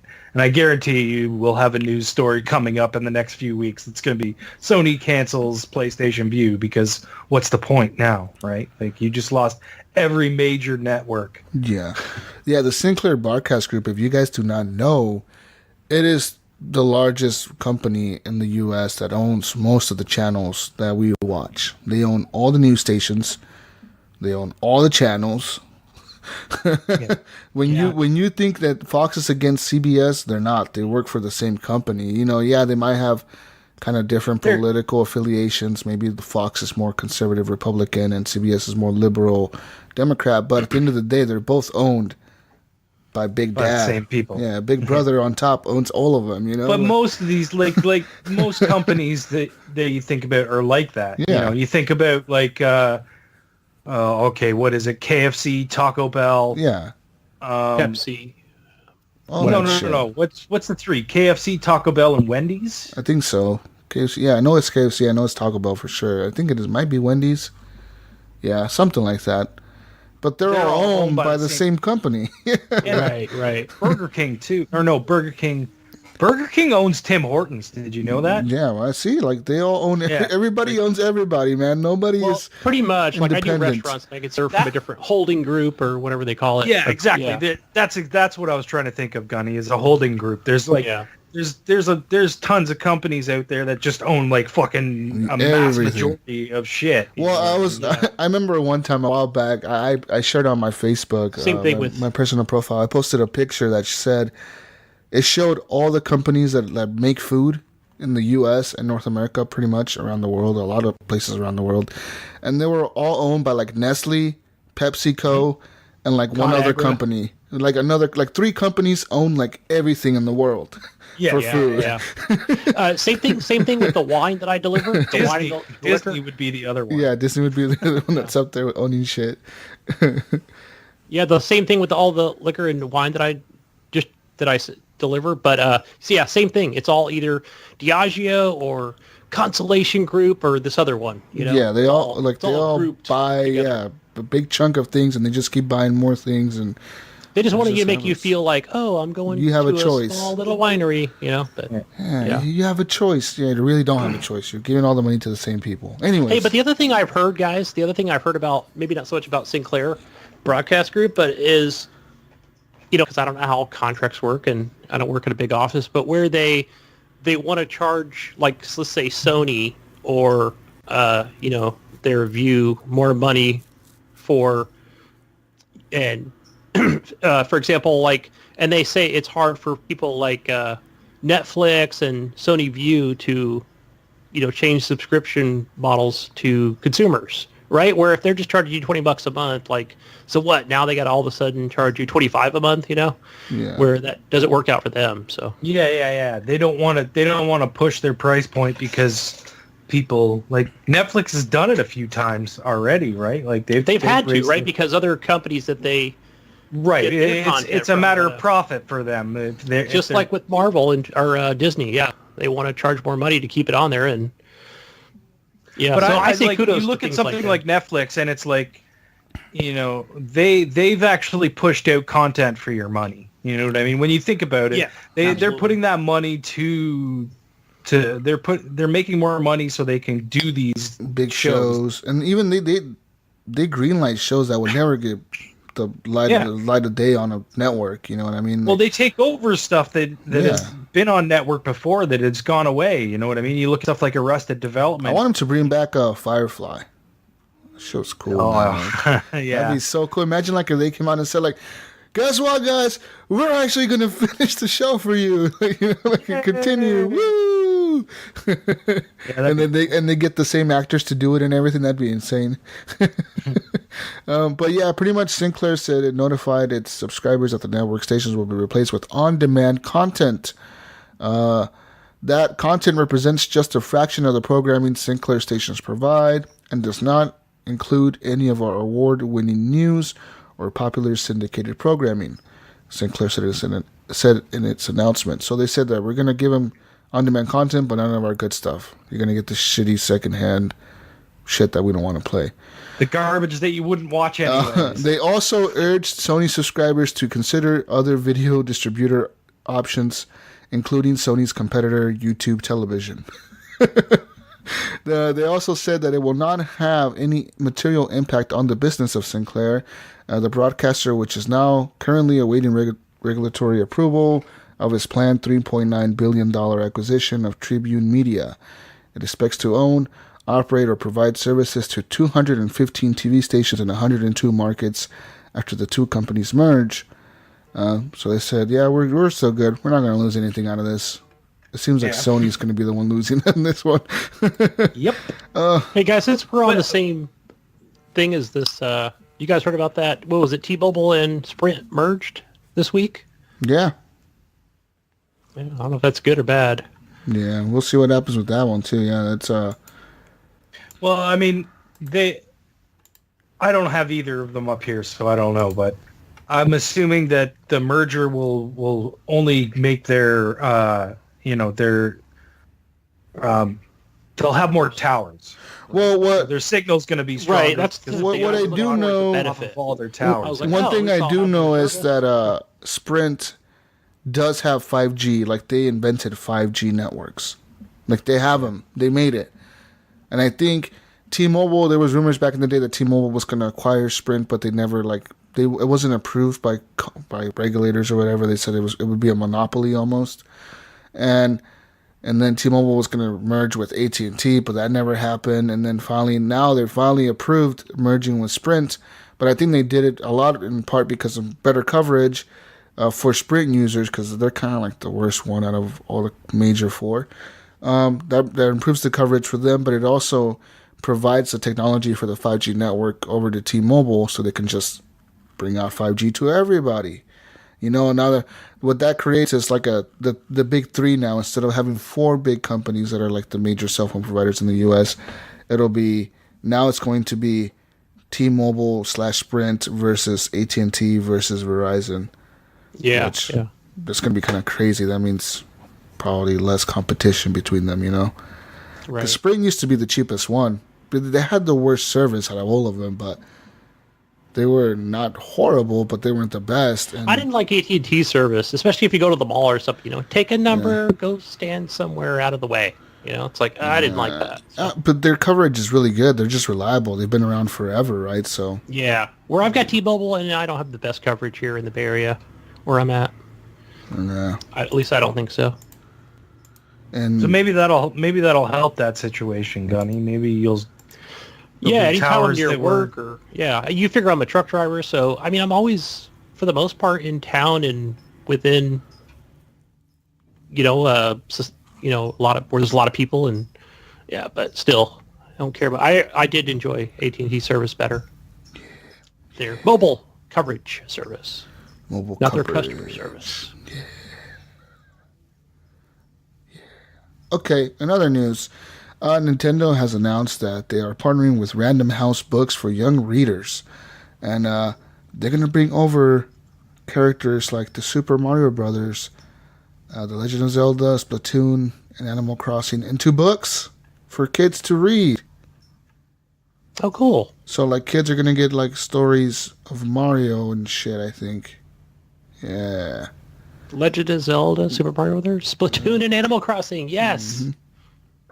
They said that earlier in January, the Random House published 2 sticker books, one based on Super Mario and the other based on The Legend of Zelda. This summer, we will see even more action with the release of Link's Book of Adventure, as well as Mario Time. Both are new books packed with mazes, puzzles, trivia, and much more. And there also will be a Splatoon-based sticker book coming on July 24th. Sweet. So look, I'm looking here at Super Mario Brothers, Mario Time, Game Puzzles, and more. You can buy this book on Amazon. Guys, these books are made of leftover cardboard from Labo. Recycled, 100% recyclable cardboard. You took my joke away. I was going to say there's 5 available. 5 books available, folks, for the whole U.S. Shit. Yeah. I wonder how much these books are. $20? $20. Yeah, probably something like that. At least 20. It's not going to be like 5. You buy the digital version for $32. No. Guys. We'll see. They look nice. A man named Bill Lugidice, or whatever the fuck, I don't know how to pronounce his last name. Bill, who has now written for PC Gamer about PC gaming history and his massive gaming collection in the past, is going to sell his hoard of vintage computers and games later this month. The auction is being run by Bartner's Auction and will happen on May 31st at the New Jersey Convention and Expo Center. Other items will be on sale, but I expect the gaming auction to take up a good part of the venue. It's that big. So, the list of items he will be selling, some of them are the Atari 400, a bunch of Atari shit, up to the 2600 video computer system, a bunch of other shit, dude, like the BBC Master 128. Huh? You know... Huh? I see he has here on here the TSR-80, which was Radio Shack, and my dad had 2 of those. We would play checkers and chess on there. Yeah, he has old school stuff, guys. He has all the TRS-80 models: the Model 1, the Model 2, the Model 3, the Model 4. I had a Model 2. Yeah. Well, I didn't have it. Dad did, but they weren't that expensive at the time. But it's unbelievable that these are all vintage now at the time, or now they're vintage. It's crazy. The Atari 1040 STE. Wow. The Falcon 030 computer system. Oh my gosh. Yeah. Damn, there's a lot of stuff on here. Some old shit. Packard Bell, Platinum, yep. Heard of all these. Seen some of these. 300. He said, according to this, he will also have games for these systems when they auction them off. You can buy a game for it. If you want to play an old game, I guess. You can do that. There's a place about an hour and a half away from me, maybe 2 hours, but he has one of the world's largest collections of video games, dating all the way back into all this kind of stuff. Like he has everything set up there, and you can play it. And he basically started collecting it, and then he opened this museum in Bradford, I believe, which is about 2 hours away from me. I've always been meaning to go there, but I've never actually gone. There's a community, Ryan. There's a community member on TXL that has a lot of systems. Yes, he collects them. Yeah. And I've never seen pictures or asked to see him. But he's like, oh yeah, I've got a like for example, anyway. But he was like, oh yeah, the Panasonic. Panasonic 3DO. It's the 3DO. He's like, oh yeah, I've got 2 of those. Like wow, really? Man. Crazy. Those things were expensive when they came out, man. It's nuts. Yeah. Anyways, another news on this week's Far Cry 5 live event. If you guys haven't been doing those, you know that you'll get rewarded special items in the game for the live event, such as an outfit, a weapon, a vehicle skin, etc. This week, if you go and kill 10 wolves with a bow and arrow, you will get the Far Cry 5 shovel launcher. It looks like a rocket launcher, but it shoots shovels instead of rockets. Decapitates. That's cool. I like that. Yeah, you gotta complete the live event though. I know the live events usually are like timed, so like they'll be like 5 hours long. So you gotta do it within those 5 hours. Go and kill 10 wolves, and then you get it. So how does that work? I see that pop up on my screen. Do I have to? You just kind of have to it? activate it. Yeah, you activate it by start doing it, I think, or something like that. It's kind of like I know Assassin's Creed Origins has the same thing. They've been doing it since the game launched, where in Assassin's Creed Origins you have to fight the old gods or whatever, like the Scorpion King and shit. But that's a specific area, and you got to be level 20. There's a live event section in Far Cry, isn't there? You just go to the live event section and play the live events. Yeah. All right. I think that's how you do it. Yeah. In other news, the Defiance dev team has talked about the main differences between Defiance on the Xbox One X and the PS4 Pro. They said that the main difference is the resolution. Making sure to accommodate the 4K resolution is both a benefit and a hurdle with game development. It has also been interesting to see first frame per second rates on the updated Pro and X platforms and testing those compared to the originals. They offer sizable boost in performance without even needing to do anything special. He also confirmed that the game will run at 60 frames on both machines, as well as upscaled 4K resolutions. The PS4 Pro and the Xbox One X will run at over 60 frames a second with VSync turned off. It will run at 4K resolution, but not native 4K 1080p upscaled. So it might be that the PS4 Pro might not be able to do 4K. Maybe the Xbox will hit 4K at sometimes. Anyways, if you're interested in those kind of numbers, there you go. But they'll both be running at 60 frames a second. So I guess at that point is what resolution do you prefer? A lower one, a bigger one? How the fuck did my cat get into my room? What's going on right now? What's happening? I'm scared. He literally just popped up right here, right now. I'm fucking tripping, dude. He was there the whole time, Jesus. Was he? He was on your TV behind you. You didn't see him. Is he really? He doesn't have a collar on.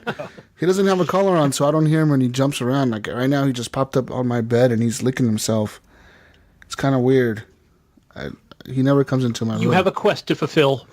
Yeah, the side quest just popped up. Totally distract me from the main quest. Shit. Another news. I wanted to say I did end up playing that Ewok mode for Star Wars Battlefront 2, and the Ewok mode is pretty fun, guys. I liked it. So like, yeah, it's pretty much. I forgot to try that. It's pretty much battle royale, kind of like infected almost mode. It's like one or two players will start off as the Ewoks, and they have a little spear, and they have like super fast speed, like they could run a little bit faster. They have like that as a perk, and they also have like another perk that lets them track footsteps. Like if you press LB, like for like a couple minutes, like a couple seconds, like 30 seconds or a minute, you can see like the red footsteps of the stormtroopers, or you can like if like there's a stormtrooper in front of you hiding in a bush, but he's not hiding behind something solid. You can see the outline of him hiding behind the bush or whatever, like, you know, so it was really interesting playing it, and it kind of, it's really hard, man. It's really dark in the game. Like, pretty much you can only see what you have when you have your lamp on, when you're a stormtrooper, that's what you can see, but the Ewoks can see pretty clear at night. And, so yeah, when the ship lands, and you're the last one alive, it's so hard to get to the ship because you're running so fast to get to the ship because the ship will take off in a minute or 30 seconds. So you have to get there, and sometimes it'll be across the map. So you have to run, and you hear like the little Ewoks making noises around you, and sometimes you hear them chasing you, and you turn around, and sure enough, there's like 3 of them running right behind you trying to throw things at you to like stun you. It's funny, dude. But it was crazy. It was a fun mode. I liked it. Me and Clint played quite a bit of it last time.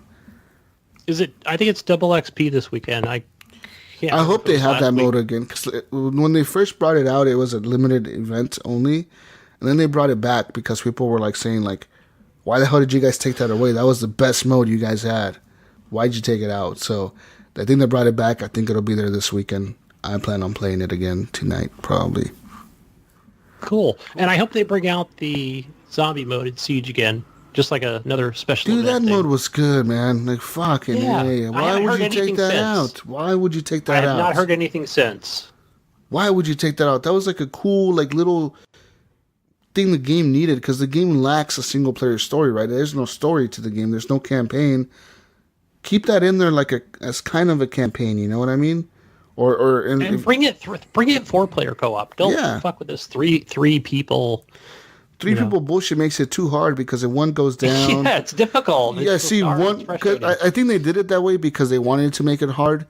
Because if you have 4 people and one goes down, only one person. You can revive. Yeah, people. only one person can revive him, and the other 2 guys can cover that. But when 3 people are there and one goes down, that means there's only one gun shooting. So that one person has to be a really good shot and defend the player picking the other guy up. When there's 2, like, you can have like a shitty player and an alright player defending the people picking each other up. It's just, I think that's why they did it that way. It makes it harder. But yeah. Yeah. Bring it back, guys. Bring it back. Now. Bring back our good co-op play. I'm done. That's it. News time is over. News time is over. Let's move on to community questions. Brought to you by Captain Hook. Brought to you by Captain Hook. Captain. All right. First one is from Steve Morlian. He wants to know, if there was one video game character that you could meet in real life, which one would it be? Who would we want to meet, folks? I want to meet... who do I want to meet? I want to meet Duke Nukem. I know the voice actor, and he goes to different cons. But that would be cool to like meet fucking Duke Nukem, man. That's who you're gonna meet. The real life Nuke Nukem with this flat top and everything. I always say Lara Croft in every fucking question, so this time it's gonna be Duke Nukem. All right. Oh man. Balls of steel. Yeah. And I'm all out of bubblegum. Yeah, he would be cool. Yeah. I would want to meet, I don't know who I would want to meet. A video game character, like the actual character in real life. Yeah, the character. Yeah. Like if you were like transported to a video game. Yeah, like it comes to fucking, like it pops out of your TV and it's talking in your fucking living room. See, I would say like something like Master Chief, but he doesn't talk. He like just stares at you, sitting with his fucking helmet on, looking at you. And you can't even see his face. Remember, he stands over your bed. It's time to get up, Jesus. It's time to go. He doesn't ever talk to the fight. He doesn't. He doesn't talk to anybody but Cortana. Like, he has social issues.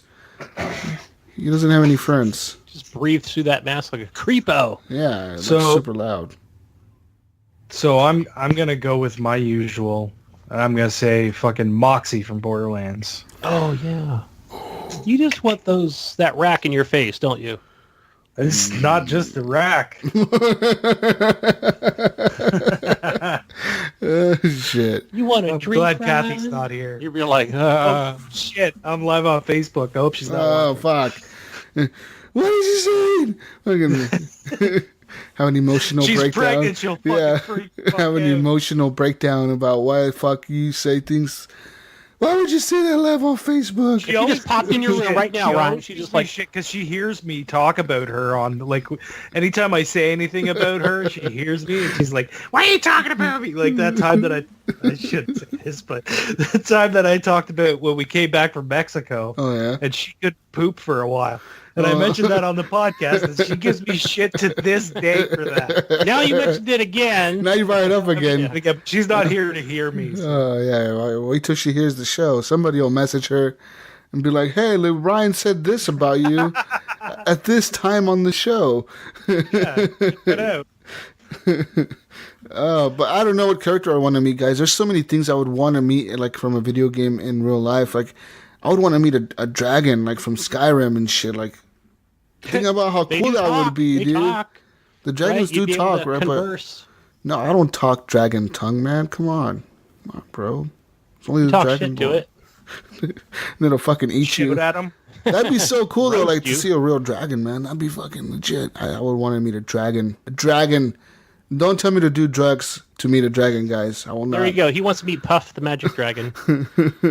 I don't want to do drugs to meet a dragon. Next question. All right, next one. Also another one from Steve. He says, does it annoy you just as much as it does me when people say they have read the book, but then mention that they listened to it in an audiobook? If you ask me, they only think they read was the title before pushing play. The only thing they read was the title before. The only thing they read. Yeah. Wait, so they read the book and then listened to it in an audiobook? No. It's like if I say, Gunny, I read Ready Player One, but then I say, well, I didn't read it. I listened to it in an audiobook. I do that, Steve. So that's me. I'm one of those. I am too. I listen. I love audiobooks. They're so much easier. People don't read books anymore, man. Like, get with the time. Get with the time, Steve. It's fucking 2018, dude. No one reads books. And no one reads paper books, I should say. It's all Kindle. And even I'm reading reading on right a now. Kindle has become like a thing of the past. Yeah. Now it's audiobooks. That was 2010, bro. The Kindle was cool back then. It's 2018 now. We're moved on. Technology has grown to us, letting us listen to things. I love my prepper zombie books on Audible. Yeah. I love listening to them. Do you read them, Gunny? Do you read them? I don't read them, but the cool thing about it is you could buy the Kindle version for $4 after you've paid $26 for a book. That's kind of expensive. That's how much those books cost. Does a book cost as much in audio form that it does in Kindle form? Like if I wanted to buy, for example, the Harry Potter books, and I was like, I'm gonna buy the series in Audible, and it's like $100 or whatever. Would it be cheaper for me to buy the Kindle version or like a paperback version? Absolutely, because you can buy a Kindle version. Let's say if it's a new release and it's like a Harry Potter. Yeah. How much are those? Like $30. How much? Right? We'll say $35. No, I think those are really. I don't. Books are expensive, especially Harry Potter books. They're like popular as shit, and those are more the Triple H style. Well, even the audiobooks, they're usually $26 to $29. Okay. For a AAA. Yeah, because I've seen the Harry Potter audiobooks on there, and they're like $30. Yeah, I think if you buy... So the cool thing is if you do buy them like on the Kindle store, and let's say you pay the $29, you're going to get the audio version for like $4. Really? If it's offered, yeah. If it's offered, you'll literally get it for... Because Amazon owns Audible, right? And they own Kindle and all that shit, so... Right, so I think it does kind of go well, it's more of a deep discount kind of thing. And the thing that's cool about it is, because I do there's a few books that I own that are on Kindle and Audible. Mm-hmm. So if you go to that page, it'll literally, you can stop what you're doing, go on to your other, whatever, go to your audio thing, and it'll play from... Oh, shit. So if I'm reading like Harry Potter in a book, like I'm reading the Kindle version on my iPhone or iPad version, and I'm going through it, and I stop on a certain page...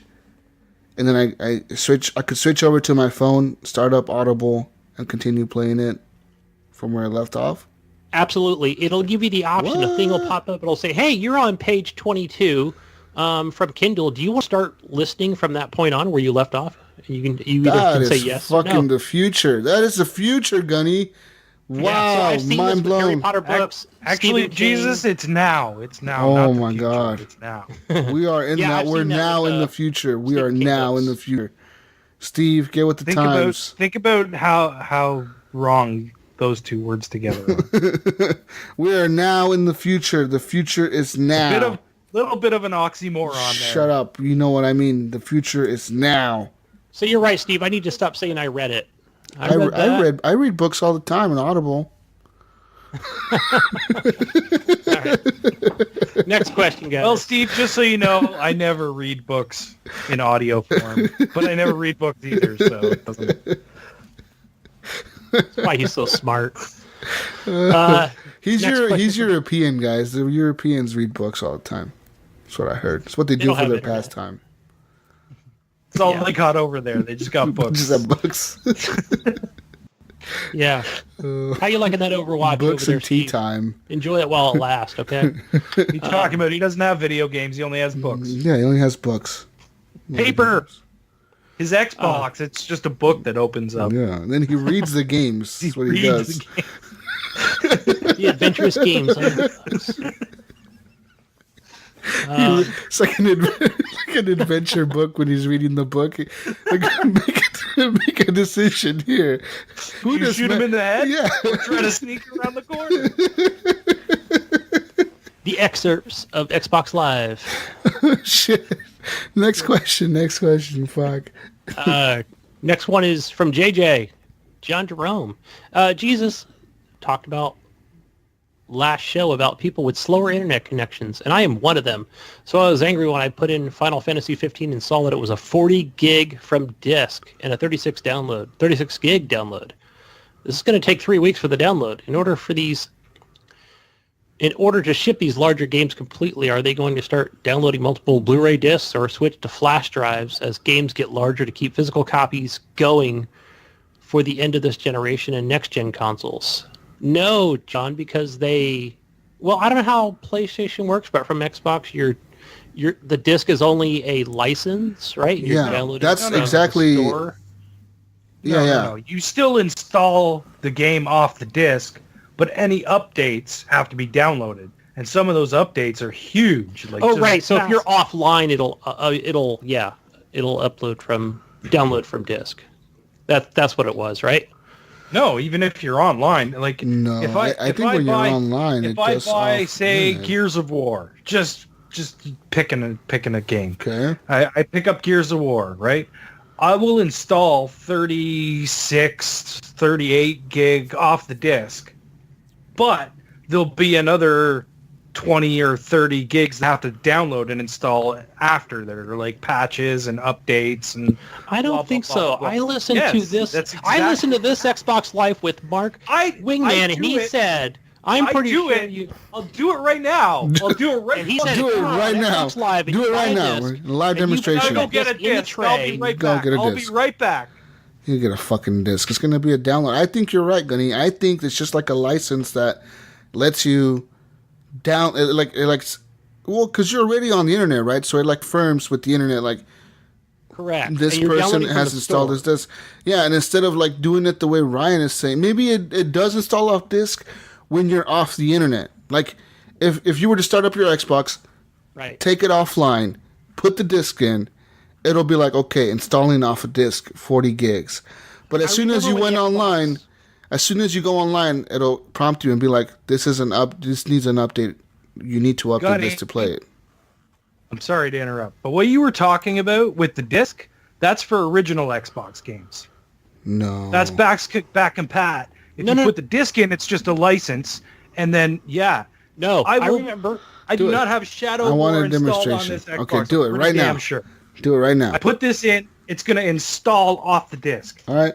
That's not true. What I'm saying we need to see the screen, Ryan. We need to see the screen. We need confirmation.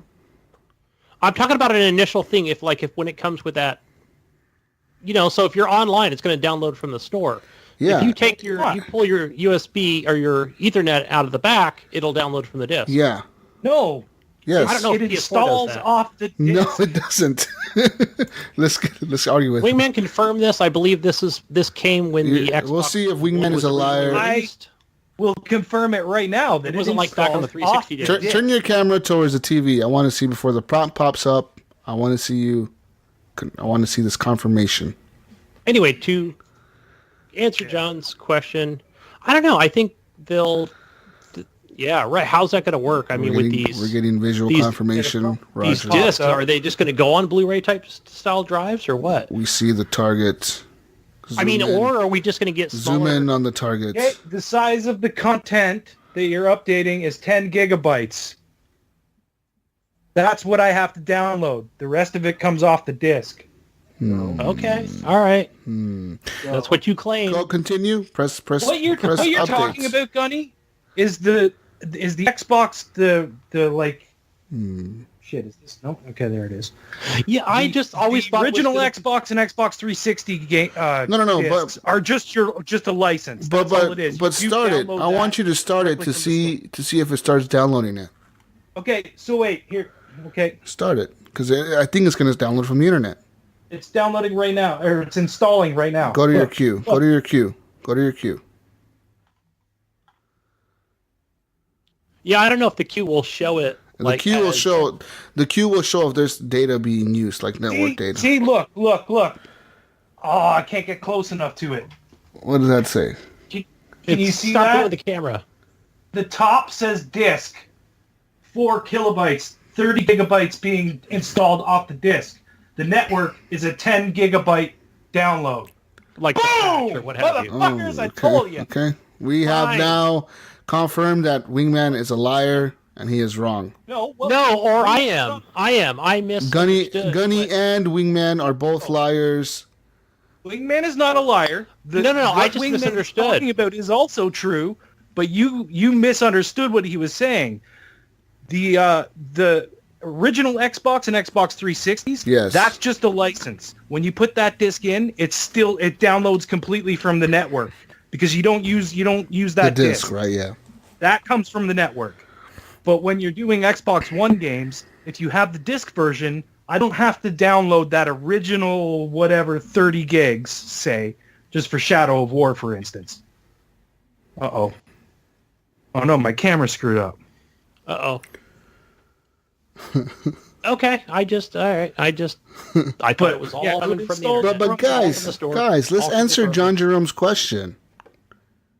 He asked, in order to ship these larger games complete, are they going to start doing multiple Blu-ray discs or switch to flash drives? Gunny's over here trying to make us prove a point. Gunny, Wingman is wrong. You're wrong. I'm wrong because I thought Wings would get mad. I was on your side, man. I was on your side, man. I was on your side, Gunny. I was defending you. I was supporting you. I will never support you again. You're wrong. Okay, let's delete this part. But remove this. And we're recording. Rope's question was what now? So hey, yeah, I mean, for example, he's right, dude. He's saying that. It's going to take him 3 weeks to download that 36 gig download for Final Fantasy 15's update. It's a 40 gig from the disc, he says, but in order to ship larger games in the future, complete, like the game is done. You're going to ship it out.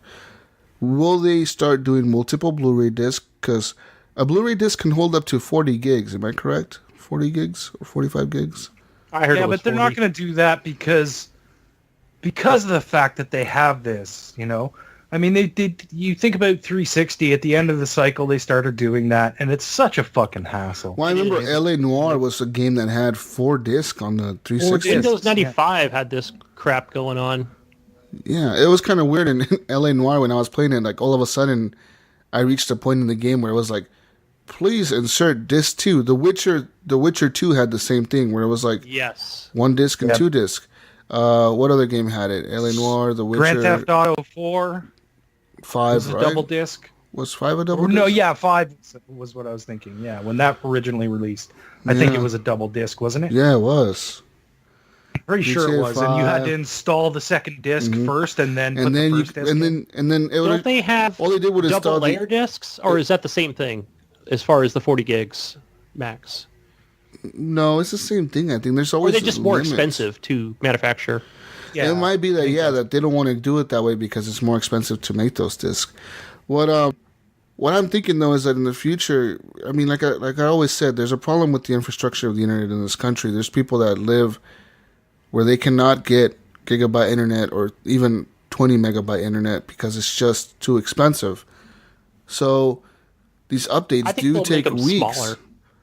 I don't know how they're going to do that. They need to be able to get these games, either start compressing them to make them smaller or ship, like he said, a thumb drive to you or something, or cartridge type thing, like a USB stick.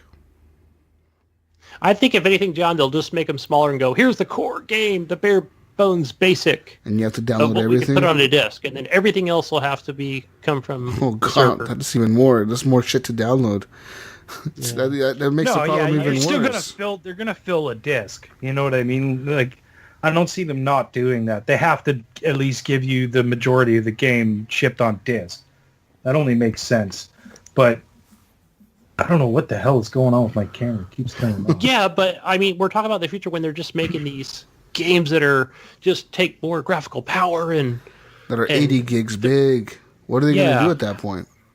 Yeah, what do they do after that? Do they go double disc in a game case? I don't know.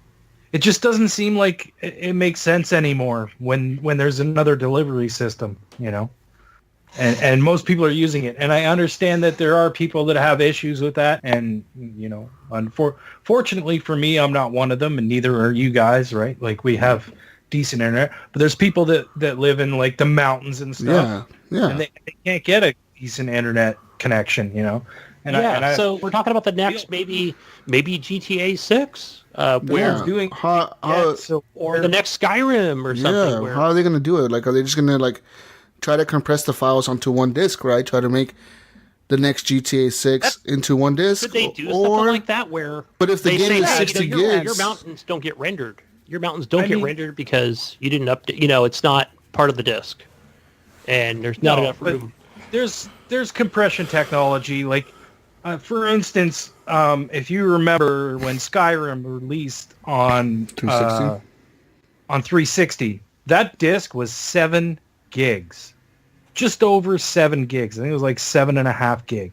Yeah. That's it for Skyrim, because their compression technology is fucking amazing. And they know how to fucking what they can shrink down to make it tiny to fit on a disc. Yeah. And that's what needs to catch up. There needs to be a way for these devs to be able to compress their shit so much to fit on a regular Blu-ray or another format has to come out. Wasn't the 360 gig the disc? Weren't they 8 gigabytes, something like that?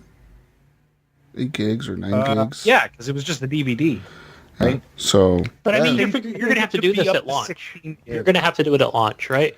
For these physical, like the next gen system, the PS5, the Xbox Next, or whatever the fuck they call it, like they might introduce a new type of disc, maybe, or a thumb drive style thing. Because a thumb drive, a thumb drive can hold up to like 300 gigs for even a terabyte. Like a thumb drive can hold many. Like I said, a terabyte of data. I mean, are they gonna maybe switch to those and be like, we got rid of a disk drive and added a USB port for games? Like, you can just plug in a USB stick and it has the game on there. Like, no need for the internet if you don't have internet. And and then maybe they don't even need space on that again. It becomes a license thing, right? Yeah. I don't know. We'll see. But that totally screws people in that. Yeah, the point is to like give people that don't have internet the full game. You know what I mean? See, that's what I'm saying. Maybe that's where they're going to start, right? They're not like just they have to go to their public library or something. Go download the updates. Be like, can I hook up to the internet? That's what I'm talking about. That's what I'm saying. For that's how it might start, where they're not going to go straight up.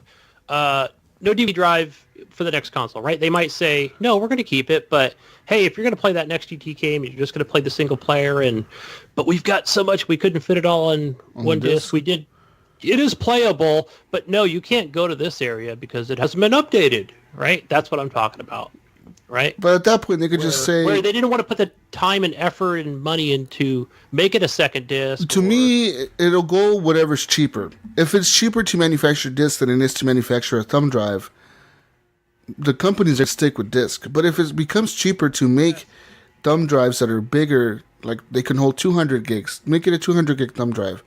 If you can make those cheaper and bulk, and you can make a disc, they will switch. They'll be like, fuck disc, we're going to thumb drives. When you buy a case of a game, instead of opening up to see a disc, you're going to open up and see a little thumb drive in there, and you're going to stick that into your console. It's going to have the game on there, whatever. And if you need to download a file update, you can go to your library, stick it into the computer, download whatever file, put it back into your console. You don't need the internet on your console, whatever. Right. Yeah. I think that could work. Could be a solution, but at the same time, discs are super cheap to make, so... They're going to come out with something and just say, well, if you're not going to your library or down to your local city hall or wherever it is to, their solution will be taking your Xbox to City Hall. I don't know where I just came up with that. Your community hall is what I meant. So. Excuse me, can I plug my Xbox in? Are you here to pay a water bill? Nope.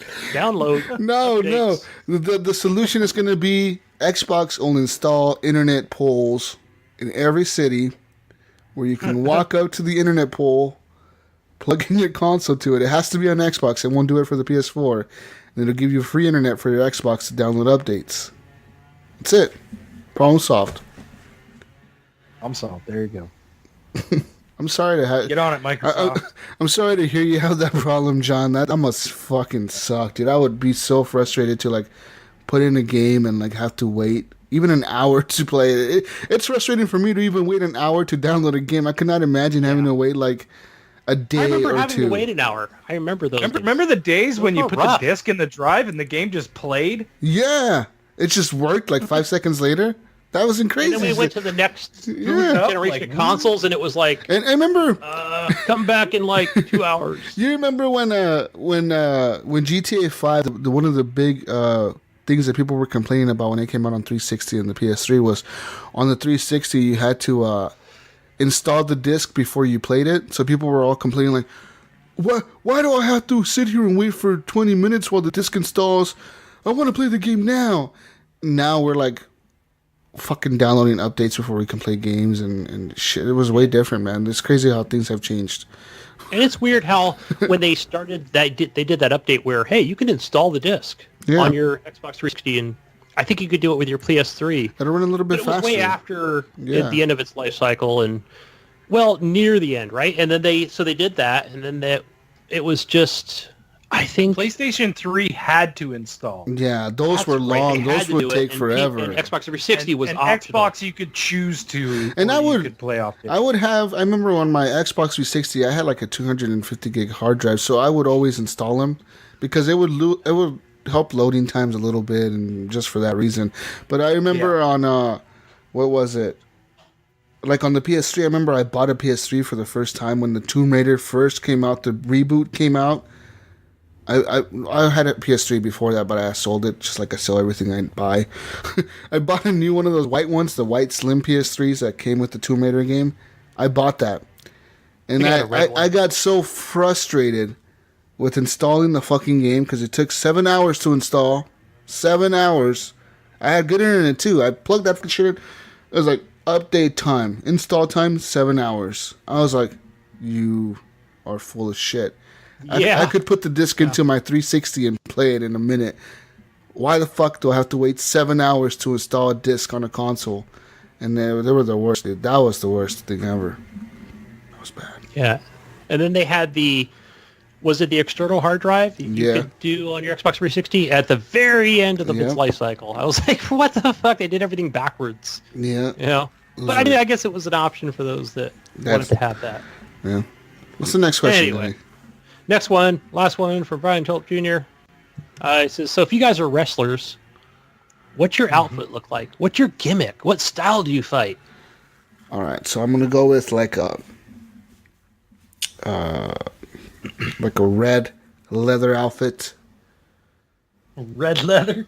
Yep, like tight leather pants and like a vest and like a sombrero. And my gimmick is going to be that I sing like a mariachi song every time I come out. And I'll have mariachis with me, like a band that comes out with me playing music. And you would all stereotype, didn't you? And as I'm wearing a sombrero, I'm going to run into the ring. And like my gimmick, another gimmick I'll have is I'll always have like a weapon under my sombrero. Like some kind of stick or something. So, like, in the middle of the fight, I'll just take off my sombrero and start beating the fuck out of the person with, like, brass knuckles or something that I'll hide under my sombrero. Yeah! A stick! Okay. Or, like, no, like brass knuckles, you know, like, you can put, like, brass knuckles under the sombrero and, like, be fighting like shit, and then like, I'm getting my ass kicked, so, like... You're gonna fucking wrestle I get up. Well, no, it doesn't matter. I'll figure out a fucking way, okay? I'll figure out a damn way. To your head. And then like, you know, like I'm getting my ass kicked and the guy's slapping me and he's slapping me and then my sombrero flies off and I reach up, grab the brass knuckles and punch him in the face. And then that happens and then there's blood everywhere and then shit gets crazy and then I grab a guitar because the mariachi band is going to be around the ring, right? They're going to be playing music for me. It gets me hyped up. This is when the music starts. They start playing music really loud, and it gets really hyped. So I'm going to run over to one of them mariachis. They play the music through your whole match? Yeah. They just keep their... No. See, they play music when I'm going... They're playing music when I'm going down, so it's like a healing song. So it'll be like the healing song for Jesus. And then I get back up, I get my strength from the music, then I run over to my mariachi, I fucking grab a guitar, and I break it over the opponent's head, and I win. Boom. There you go. That's right. A fucking... Yep. WWE, call me. I got some wrestling ideas for you. The Mexican mariachi sombrero fighter. God, I don't even know. That like that. Si, senor. That's exactly. They'll be out there singing and be doing backflips off the ropes. What's your finishing move, Jesus? My finishing move, like I said, it'll be the guitar break over the head, and then I'll do the pin. No. But that can't be your finishing move because that's an illegal move. Oh. Like, what's your finisher gonna be? Oh well, then I'll just like. I got it. What is it? It's got to be the crucifixion. And then like you pin him, upside down crucifixion. Put him up, power bomb him down. Oh man! You hang them up on the cross and then you power bomb. And then like another thing I'll do on the ring is I'll like dance mariachi music in the middle of the ring when like the person, when like the people go down there like dragging themselves on top of them, right? As you dance around them. And you know how the people. You know how people go down? They're usually down for a minute and they're like dragging themselves. I'll be like dancing around them with my mariachi music, dropping flowers on them like red roses, and then I'll be the best wrestler ever. Come on, guys, call me. This is the best moves ever. Here comes Jesus walks a lot. Yeah. Yeah, woo! I got this. That's my wrestling fantasy, guys. I was thinking of, it's funny because at first I was thinking Ryan had mentioned the companion in God of War, which I haven't seen, and apparently he was trying to avoid spoilers. But it was then what did you say, like lollipop chainsaw? And I was thinking, I'll come out in like a short skirt and just show shaggy balls or something. But no, I'd definitely be the redneck, the dirty overalls, and the. You're going all America. You're going all America on this shit. I'd be all America. Like you're gonna have a gun on you, shoot gun in the air. I'd come out with a shotgun, like a fake one, of course. Because you don't want to be. Then you'll have like it would shoot salt rock, No, you'll have a blank in there, like blank bullets, and then you just shoot it up in the sky. There you go. Yeah, fuck yeah, America. You playing some country or some? Then you have like the eagle. You'll have like an eagle fly in right behind you and like fly right over you. It would like land on my shoulder, but not like Be like, this is it. Look at eagle flies in. Yeah. Then I'd come in and definitely be playing some bluegrass, and then I think my finisher would definitely be like the armpit to the face, Oh. It would be like getting hit with pepper spray. Oh, there you go. Like it'll stun the people. Yeah. There you go. Then I'd probably just fart, and yeah. No, you got to drink a beer sometime in the fight. You got to crack open I was thinking I'd come out with a beer bottle. You got to crack open a Bud Light or a Budweiser in the middle of the fight and just like chug it and pour it all over yourself and like go crazy. And then hit my opponent in the head with it. There you go. This is like Let's put a lot of thought into this. I have no idea what kind of wrestler on. What? I just seen how ridiculous wrestling is, so I'm going all out, dude. Why not? Shit. Gunny Billy. I don't know. I was being stupid. Gunny Billy. I don't know what my character name would be. It could be Gunny Chief. That's Super America, dude. Hell yeah. Gunny Chief. But I was never in the military since I married my cousin. They said that was a no-no. What the fuck? Oh, what's the Canadian gonna be like? I wonder what kind of wrestler he'll be. I don't know, man. I don't know. You have to be very apologetic. You'll be an apologetic wrestler. Yeah. I'll just be like a stereotypical Canadian and be like, hey, I'm coming out to wrestle, eh? Can we shake hands first? Yeah, and I'll throw maple syrup at you. Ooh, man, maple syrup. You got to bust out the hockey stick at one point. The guy, he would get hit with the syrup and be like, ooh, actually, that's pretty good. There you go. Hockey stick and a Tim Hortons cup. There you go. Wearing like a Canada jersey for the hockey team. Yeah. We'd all be like, it's wrestling, bro. This is not fucking wrestling. This is hockey. This is the wrong sport. Oh, sorry, eh? Oh, I'm so sorry. I'm lost. I'm Well, sorry. Ryan would come out. He'd come out in his like his hockey mask, like the goalie, right? And the other opponent would be like, "What the fuck, dude?" Be like, "I just brushed my teeth. I don't want to get him dirty." You know? It's gonna be like red, like the onesie thing. Yeah. You know, they wear the shorts and it got the straps that come up. Yeah. And it's gonna be red on both sides, and then with a big Canadian maple leaf in the middle. Yeah. Just like a Canadian flag. I'll rock you, Gunny. It's me versus you. Because that's what I came out right there. US. I just laid the shotgun down. We would be against each other. See, I'd come out right there on the ring. Right there. I would come out and put the shotgun on and be like, I'm not going to hurt you like that. And I'd start flinging feces at you. But that's okay. I play dirty. I'd flick some maple syrup, and then it'd go inside your gun, and then you go to shoot it, and it'd blow up in your face, and you'd be like, "Ah, shit!" Like, damn, got you again. Wrestling. Yeah, that's when my eagle come in and peck your eyes out. Sorry, I got you again. Go, Gunny's gonna use the eagle in the ring. That's a good idea, Gunny. Oh no! I'm gonna use the my freedom attack. My origins eagle and come and peck your eyes out. The eagle comes down, ska, and then the fucking beaver comes up and slaps him out of the air with his tail. Yeah, that's where I'm going to go try and bite your ear, and that's when your fucking moose will kick me right in the noggin. Ryan, you got to ride a moose into the ring.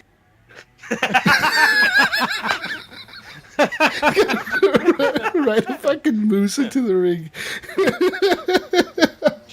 You show up with the big-ass moose to the fight. Ride it into the ring. I can see it now. Oh, my God. Shit. Oh, man. That'd be so Canada. There you go, guys. That's our wrestling. Just call us WWE. We'll become wrestlers. Fuck yeah. Fuck yeah. Is that all the questions we have, Gunny? I'm sorry. Let's see. I think that was it. The only other one I saw on Discord was from our friend Evan Tanaka. Shirt Pockets just wanted to make a rap for the show for next week. I think you should, Evan. Do it. Write us a rap, baby. Write us a rap about our... Drop us some knowledge on the show, man. Need a new ET track. Yeah. Need that new ET track. Little ET. Where does he put that audio? Oh, he can just, get that audio out to us, man. We're going to publish it to us and distribute it. Yeah. Feedback. We're going to add you to this call is what we're going to do. That's what I'll do right now. Okay.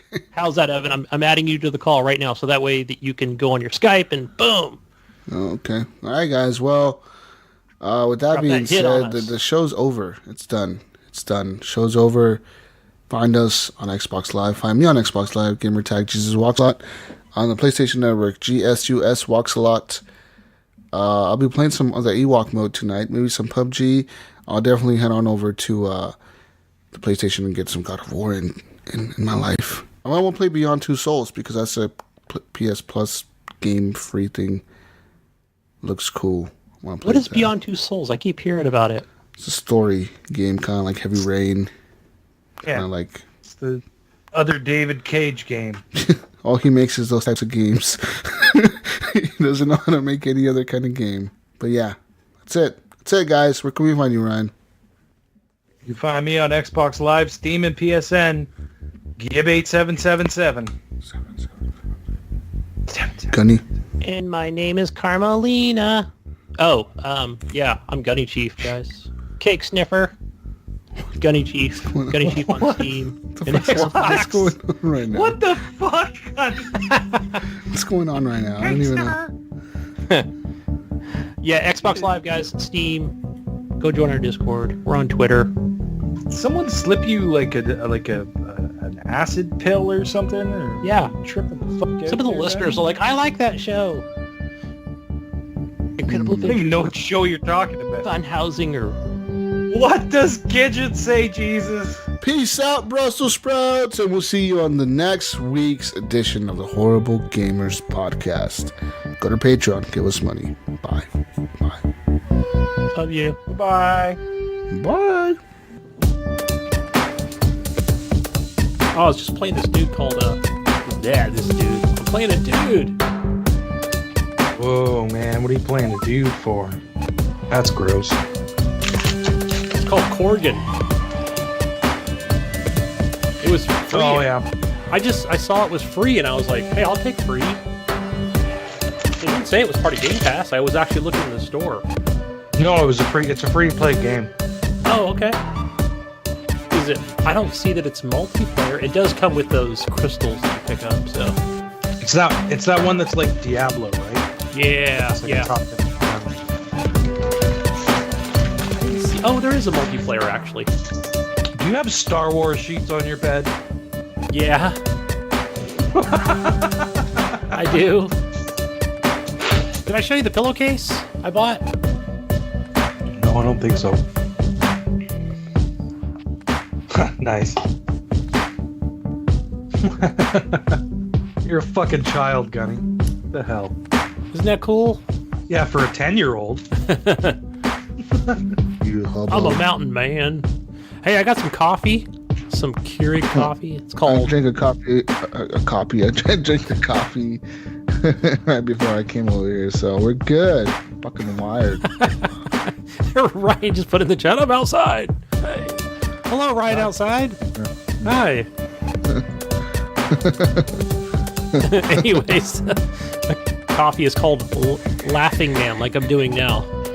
Laughing Man. Is it a good coffee brand? Is that like it's popular? okay. It's like a Keurig brand coffee, and it's got like this really catchy thing on the front. When you purchase this coffee, you're helping coffee farmers. Mind blown, folks. Mind blown. No shit, because they sell coffee and you're buying coffee, so of course you're helping them.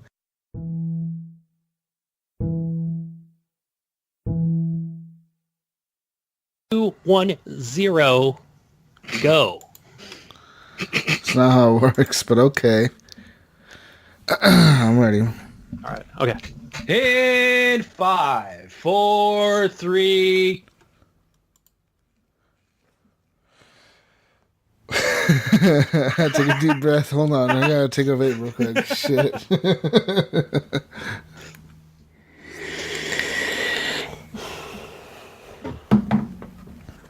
Okay. I think I'm okay now.